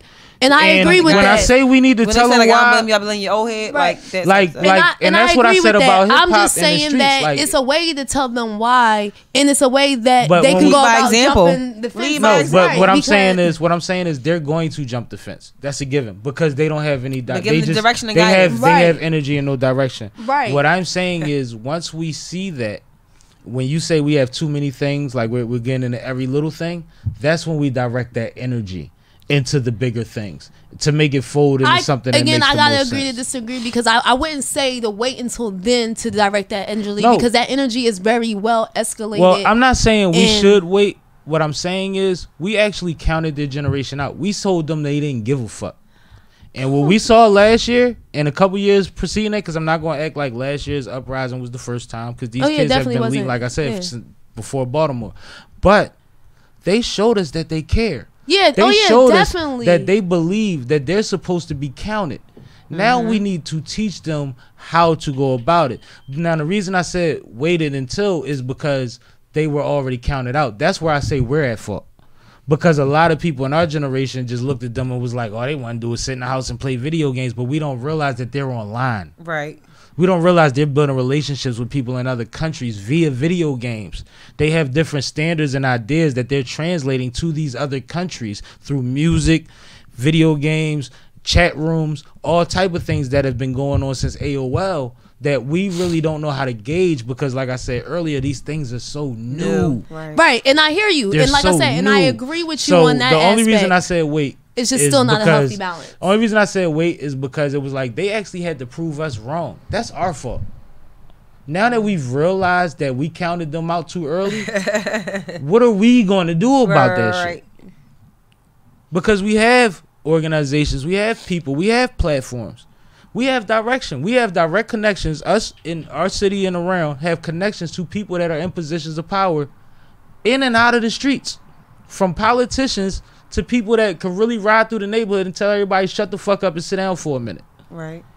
What do we do to tell them we didn't give up on them? Because they're looking at it like they're fighting their own fight. And it's just like if you compare older gangs to gangs nowadays. Back in the day, there was a hierarchy. You couldn't do certain shit in the hood without a clearance. And if you did, if you went against that, you had to turn yourself in or own up to it. Because it didn't go with it. Nowadays, when you watch these gang documentaries, you know what all these 19, 20, 17, 15-year-olds are saying?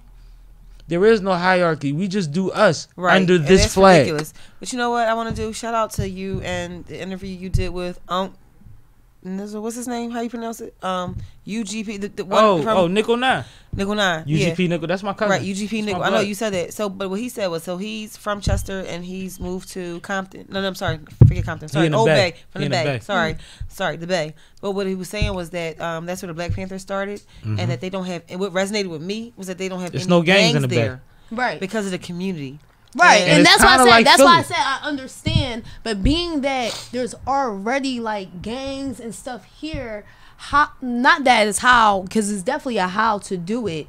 But again, it comes with the approach. Right, And, it's not what you do; it's how you do it. Right, and that's say that all why. the And time. again, that's why I say it's a lot of it demanding of too much. Well, see, okay. that's from the I perspective get it. of looking at it individually.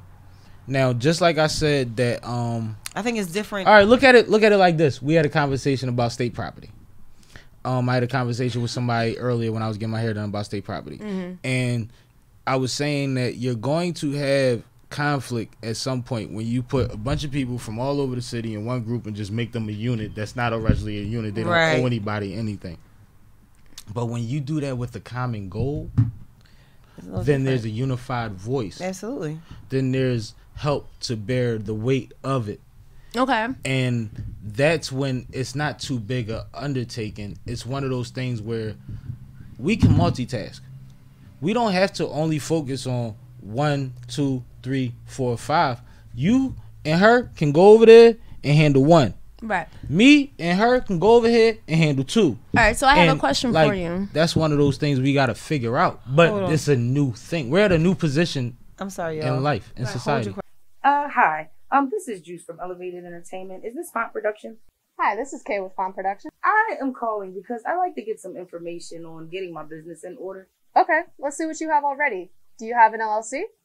I do not. Cool. Is your name already trademarked? I think that is something I would like to get trademarked. I didn't even think about that. Awesome. I will be, and I do have a few artists that I work with, and I need to make sure that all of their business is taken care of and their music is covered legally. Okay. Do you have those registered with a pro? I do not. What about your songs? Are they copyrighted? One does, the others don't, but this is the reason why I'm calling, because it's time for me to get all of those things in order, and it seems like you do all of them. I certainly do. One-stop shop. Absolutely. Let's get started. I love it. All right, so I have a question, since we are talking about community and hip hop and art and our generation being the example for the next generation. Right. What would you say, and I'm going to speak on just Philadelphia, since we're here in Philadelphia and we're hip hop here in Philadelphia. What would you say on community and all the gun violence that's going on? Because we are the highest rating. I say that there are plenty of organizations in the city and around the city, there are plenty of communities that we live in the city that we can affect, we can help, and we can change. Okay. I feel like, but what about? But I also I'm different because I feel like it's my obligation to help.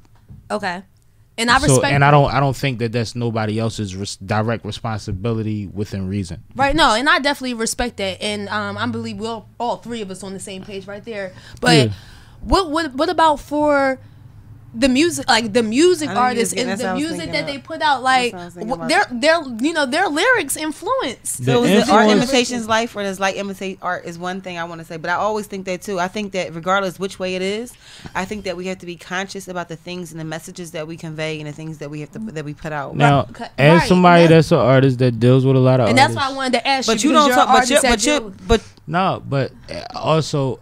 I grew to a point or an understanding to where I was intentional about what I put out too. My point. Now, at the same time, you're dealing with a lot of people that all they know is that this is the voice that they recognize that permeates right now, and it works. Right. And it might get them out of here. Right. Now listen. Okay. With them getting out of here, they provide 8 to 20 jobs for people that would not have a job in that bracket while they're doing that. So they don't necessarily see the impact that it may have. Okay. But I have these conversations with people, and I don't fault them for what they put out there, because every form of art is violent at some point. You cannot just ostracize rappers or musicians. But if we talk about music in general, fucking hip-hop's not even the top 3. But guess what? I also want to say it's beyond that as well. I think that it's so much bigger than that. It has to be. I think that it's, you can't put it on what somebody puts into music. Like, I hate that society puts, and we know that they have an influence, but I've also seen what happens when parents take initiative to change the influences that their kids have. Sure, definitely. I specifically moved with that, right? Like specifically, I moved. Well, you had the resources to do so. But see, and I'm glad that was said, because I was going to say, but being that we're not going to put it in the music, but what about for those people who are putting things out there and they don't even live that life? They're not about that life at all. This is part of, but see, this is the thing, and this is why, and the confusion with rap and hip hop in general is because it was birthed from poverty and real things. You had to be part of that to be a part of it, but it has since then progressed into general entertainment. And it's when it comes to entertainment, is a lot of actors, and it's a shame because guess what? But as a person who's in there, and I'm going to get you to finish. Isn't that hindering those people for their growth and where they really need to be? What I want to do is I don't support the life. But what I want to do is, but hold up, because what you will support is what I'm about to say. Yeah, and what I want to do is I want to support the people who are positive, like Del P. Right. We have some positive artists out there who need to have some more light shine on them. Right. You know definitely. And that's part of the joy we find in what we do. Which goes back to the same thing when you talk about that there are people who are like on the grounds, grassroots, or in whatever way you want to say, but they're in the grounds, bootstrapped, whatever you want to say, making these moves towards fighting against violence, fighting against the poverty. So there are people who are doing it. It's unfortunate, which is why, again, a plug on the scene is a platform, a positive platform, because we have to highlight those things. But because negativity is the thing that's like the priority for the mass media. And it's a shame. I like ratchet music. As much as I'm the biggest, music, I'm talking about beyond. But I'm also come from a situation where I'm influenced by what influences me, and the music, which I know for weaker minded people or for people with lesser structure, it is a thing. Guess what I'm moved by. We can't villainize artists that are telling their truth. Sure, that's what I'm saying. Right, and that's what I'm saying. And I'm not taking away from those artists, but those artists who are portraying. No, it's but hindering them, and then that's it's just part like of you have all these. That's part of the people. Smurder conversation earlier. But for me, that was actually my opening statement: art imitating life, or life imitating art. So for me, those people who are speaking their truth, that's art imitating life, because their life is what they speaking, right? But I think it's beyond that. I feel like it's beyond that. I feel like it's in our policy, it's in our regulations, it's in our politics, it's about our resources, it's about our system. But you know, a lot of light don't come to none of this stuff if the music don't come out. And that's since forever And ago. That's I mean, from reggae. That is definitely if you know what statement. reggae is built That's on. from slavery. Slavery, and that's before you know what I'm saying. Like I could take you all the way back. We got a whole bunch of songs that we can relate it to. Yeah, definitely agree with that. These things don't get light because you know what happens. Yo, it's can like I make that. a segue though? Go ahead. I'm gonna let you finish. No, but it's like that one movie. What was it? When the white politician's son came in his office and was singing all the rap words, and he was like, "Oh my God, it's it infiltrated his house." It was Malibu's Most Wanted. Yeah, Malibu's Most Wanted. That's B-Rabbit. Chapstick. Looking for Tay Diggs and Andre Anderson. But it's like that's what happened, and they got scared. Mm-hmm. You know what I mean? Like that's the problem. It's like, oh my God, now my son. No, your son actually understands these people. He's still going to go to Harvard. Right. You're going to pay $500,000 to make sure Harvard accepts him. Lori Loughlin. Yeah, I definitely and he's going to become a lawyer, but you know what he's going to do? Lori Loughlin. Entertainment law. Like, because he don't want his favorite rappers to get raped no more. Like, that's how it translates, but they don't, you know. Right. It's all different, man. Yeah, it's all good. But no, this has been great. It has been. I've had a fucking blast. We need to order fun. some food and keep doing I was shit. wondering, like, am I going to order here and there? I was supposed to have. I had lots of fun. Another appointment in 15 like I said, minutes. we definitely going to get it lit on trivia night because I we got to can't bring wait. a lot of things to the surface. They going to be like, what? Absolutely. But no, I definitely had to ask you that because, like I said, we're here in Philadelphia, and Philadelphia is a home of art and hip hop, and you know it doesn't get a lot of the recognition that it should get. But then I also look at it doesn't get the recognition that it should get because of all the disconnect. And you know what? That's why I love my position. I become a conduit because they understand that I understand what they understand. Right. From an artist perspective to a street person to somebody that I might even talk reckless on records too at times. But as much as I might love your record, when you chopping it up with me, I'm telling you how to be better. And when I tell you what I tell you that you need to hear to be better, then you won't see the need to participate in none of this stuff no more. And your music could take a different direction. Right. But we have the advantage of being able to share that with them, but we have to take the time to. It's like I say, like, you got to keep showing up. People say all the time, these youngins don't listen. They don't want to hear you, this, that, and the third. Well, you know what I mean? People talk to them. They trusted and they fucking did them dirty. Right. That part. You have to keep showing up. You have to keep being that solid person. Right. You don't have to be perfect, but when somebody comes to you for advice or for consultation or for consoling, that's what they're looking for from you. And that's what they can't get to that level outside of you. And they might be like me. Sometimes I'll juggle 3 people's opinion, but I'm not letting 10 in. Right. Definitely feel you on that one. You see what I'm saying? So that's back to what we said, what you receive and what you don't receive. That's an opportunity to have those conversations. I love a song called Dickies and Ladders. Yo. And the hook go Dickies and Ladders. And no, I ain't coming to paint a house. Anywhere, anyone, anytime. Daylight or night, we could bang it out. Ain't with the chatter. Like, I feel that 100%. Right. But when I talk to that artist, which is my folk, like I fuck with him heavy, that ain't what we talking. We ain't talked about near ladder, near dick. We ain't no construction going on in our conversations. Right. We talking about how he could further himself to improve his people's situation, which is going to affect his output in the music. Right. We have to take advantage of those conversations. We do. We definitely do. We do. But I need you to roll yourself out. Okay, I can definitely do that. And I was thinking about that as you was saying we was going to wrap it up.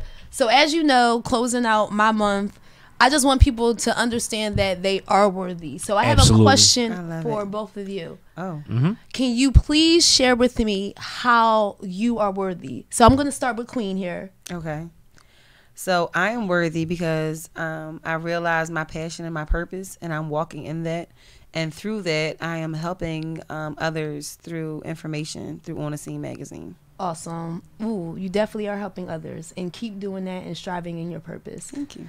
Sammie, tell me how you worthy. I probably realized my worth through accidental impact. I done a lot of things because it's just natural for me to do, and that was whether it was in my journey or someone else's.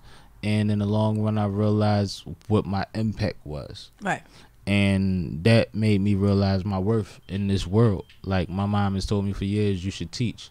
And in a lot of ways, I feel like I'm fulfilling that for her too. You know what I mean? The accidental path of she used to work at the school. The random things that you are put into as a kid or growing up that you like, why am I doing this? Why am I doing all of that stuff? I wind up utilizing now, doing something that I didn't even set out to do. Right. So I'm doing something right, and I'm here for a purpose. You definitely are walking in your purpose. That purpose is bigger than me. Definitely are walking in your purpose. You are worthy. Well, I want everyone in your community to know that they are worthy, no matter the setbacks or the situations that they are going through. If you need any motivation, you can listen to the Black Bold and Beautiful podcast. Again, it is on all podcast platforms, powered by On. And she'll DM you some strength early. I definitely will. I definitely will. We get the Monday affirmations in. I do that little check-in every Wednesday. We follow up on Fridays. And I'm definitely going to start dropping some Sunday self-care, like show the community like what I do on Sundays, whether it's like facials or just going out to like treating myself, like any little different thing that you can do, right? Because there's so many different aspects of self-care. We need that. And remember, self-care is free. And your Sunday is your Sunday. Exactly. Y'all peep my whichever last day. Yes, absolutely. But you know, some people have different schedules, so whatever day of the week that's for you, that day is for you. Right. And be intentional about it. Definitely. Like I try to make Thursdays and Sundays my me day, like really put off work and whatever. But no, I definitely want to make sure that you can, to let you know that you can join my community. You can become a butterfly because we are always in transition. You can follow me at I'm gonna give you my website because it's about to drop, so you can definitely look for my website at www.blackboldandbeautiful.com. But follow me on Instagram at _Ms BBB _ because I just bring you all the behind the scene works, and it's a vibe. This has been a vibe. Absolutely, and we rocking. Yes, we are. Y'all said y'all ordering food because a girl definitely hungry, and I'm definitely about to bust down on this L. I love it. Whatever we doing. But we definitely doing it. So you already know it's Sunny Brick. I'm in this building with my beautiful sis, Ms BBB, and you can find me on thescenemagazine.com for everything you need from a positive perspective, from entertainment, education, everything in between. We taking care of that, and make sure that you cop this merch. The Black Press is the voice of Black America. Me too. Look. Listen, we rocking it hard, and we got to make sure that we have our own stories, our own narratives, our own perspectives, and our own voices. So make sure you check it out on thescenemagazine.com. And for this, on thescenemagazine.com/store. Holla at me. That's what it is, man. This has been Sippin' with Sammie, and I am Sippin' with Sammie, Sam Malone, Barstool, Rug. If you ain't sipping with Sammie, you ain't sipping right. Get your fucking life together. Ow. And catch us every Thursday, man, 4 p.m. And because we love happy hour, you can also catch us every Friday on glocawearradiostation Radio, 3 to 6 p.m. We sure are, because them fly girls is at 3 o'clock to 4. Fly Friday Radio. Follow up at what time? 3 to 6 p.m. The Fly Girls go 3 to 4. We go 4 to 6, but it's all a party the whole time. 3 to 6, you man. Won't catch us there the whole time. Salute to DJ Trell, DJ Freaky Free, the logo, the ladies. Ladies be in the building. You got my girls. Keep up with us, man. Tap in with BBB. Yes, make sure that you support what she has going on. Put your woman on tour. Yeah. There's a lot of fellas in here. Put your woman on. Yes, yes. No, but the men been loving the Black Bold and Beautiful community. I was going to ask you about that. No, the men have been supporting. So I love the ladies, but the men, you know why they supporting? Because they know that's real. Right. Yeah. They know that's real. They need this self-care. Like I said, go listen to them podcast episode because that last one was a gem. Y'all went crazy. I'm going to check you out. I ain't get to that one yet. It's good. It's all good. Go. Got that therapist on there. Say that, man. We out this bitch. Ooh, like a newborn. My brother. Sippin'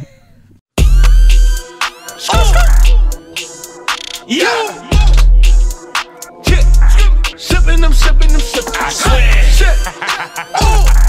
Bomb. Malone. Fuck all the bullshit. We gon' pull up and get taught. I'm sippin'.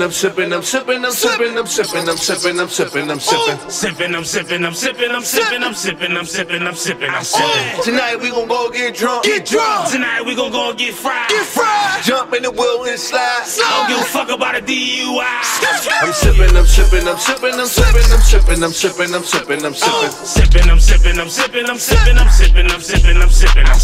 Tonight we gon' go get drunk. Tonight we gon' go get fried.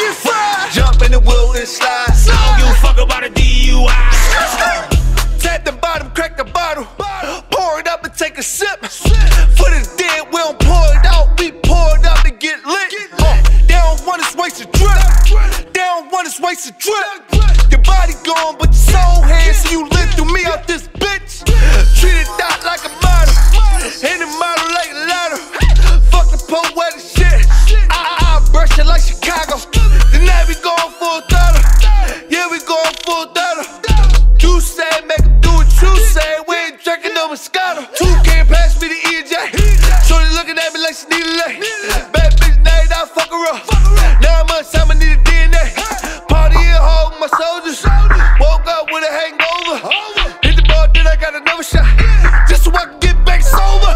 I'm sipping, I'm sipping, I'm sipping, I'm sipping, I'm sipping, I'm sipping, I'm sipping, I'm sipping. Sipping, I'm sipping, I'm sipping, I'm sipping, I'm sipping, I'm sipping, I'm sipping, I'm sipping. Tonight we gon' go get drunk. Get drunk. Tonight we gon' go get fried. Get fried. Jump in the wheel and slide. I don't give a fuck about a DUI. I'm sipping, I'm sipping, I'm sipping, I'm sipping, I'm sipping, I'm sipping, I'm sipping, I'm sipping. Sipping, I'm sipping, I'm sipping, I'm sipping, I'm sipping, I'm sipping, I'm sipping, I'm sipping. Tonight we gon' go get drunk. Get drunk. Tonight we gon' go get fried. Get fried. Jump in the wheel and slide. I don't give a fuck about a DUI. You sippin' with Sammie, a bomb with Bruno, uptown rock stars. Long as you know my bar tab, long as war and Uno, cause I cop shots for every broad that you know. Street fan kept it street. We send shots, they send shots back. I ain't even peep. Bottles popped up, so we pop that. Blame our baby, just pop that. Put that leg high, then drop that. Smoke trail in my top back, let the whole ad watch her top that. Like where is your top at? Can you top that? Can you cop that? Should charge niggas across the room, getting wasted off my contact. Been the man before contracts, command the stages, I rock facts. Drunk her under the table house, she sipped the shop, then lick cock sack. Now she need a contract on contact, that's my word. G-Shop, she resides at, them fly boys done fried that. I'm sipping, I'm sipping, I'm sipping, I'm sipping, I'm sipping, I'm sipping, I'm sipping, I'm sipping. Sipping, I'm sipping, I'm sipping, I'm sipping, I'm sipping, I'm sipping, I'm sipping, I'm sipping. Tonight we gon' go get drunk. Get drunk. Tonight we gon' go get fried. Get fried. Jump in the wheel and slide. I don't give a fuck about a DUI. I'm sipping, I'm sipping, I'm sipping, I'm sipping, I'm sipping, I'm sipping, I'm sipping, I'm sipping. Sipping, I'm sipping, I'm sipping, I'm sipping, I'm sipping, I'm sipping, I'm sipping, I'm sipping. Tonight we gon' go get drunk. Get drunk. Tonight we gon' go get fried. Get fried. Jump in the wheel and slide. I don't give a fuck about a DUI.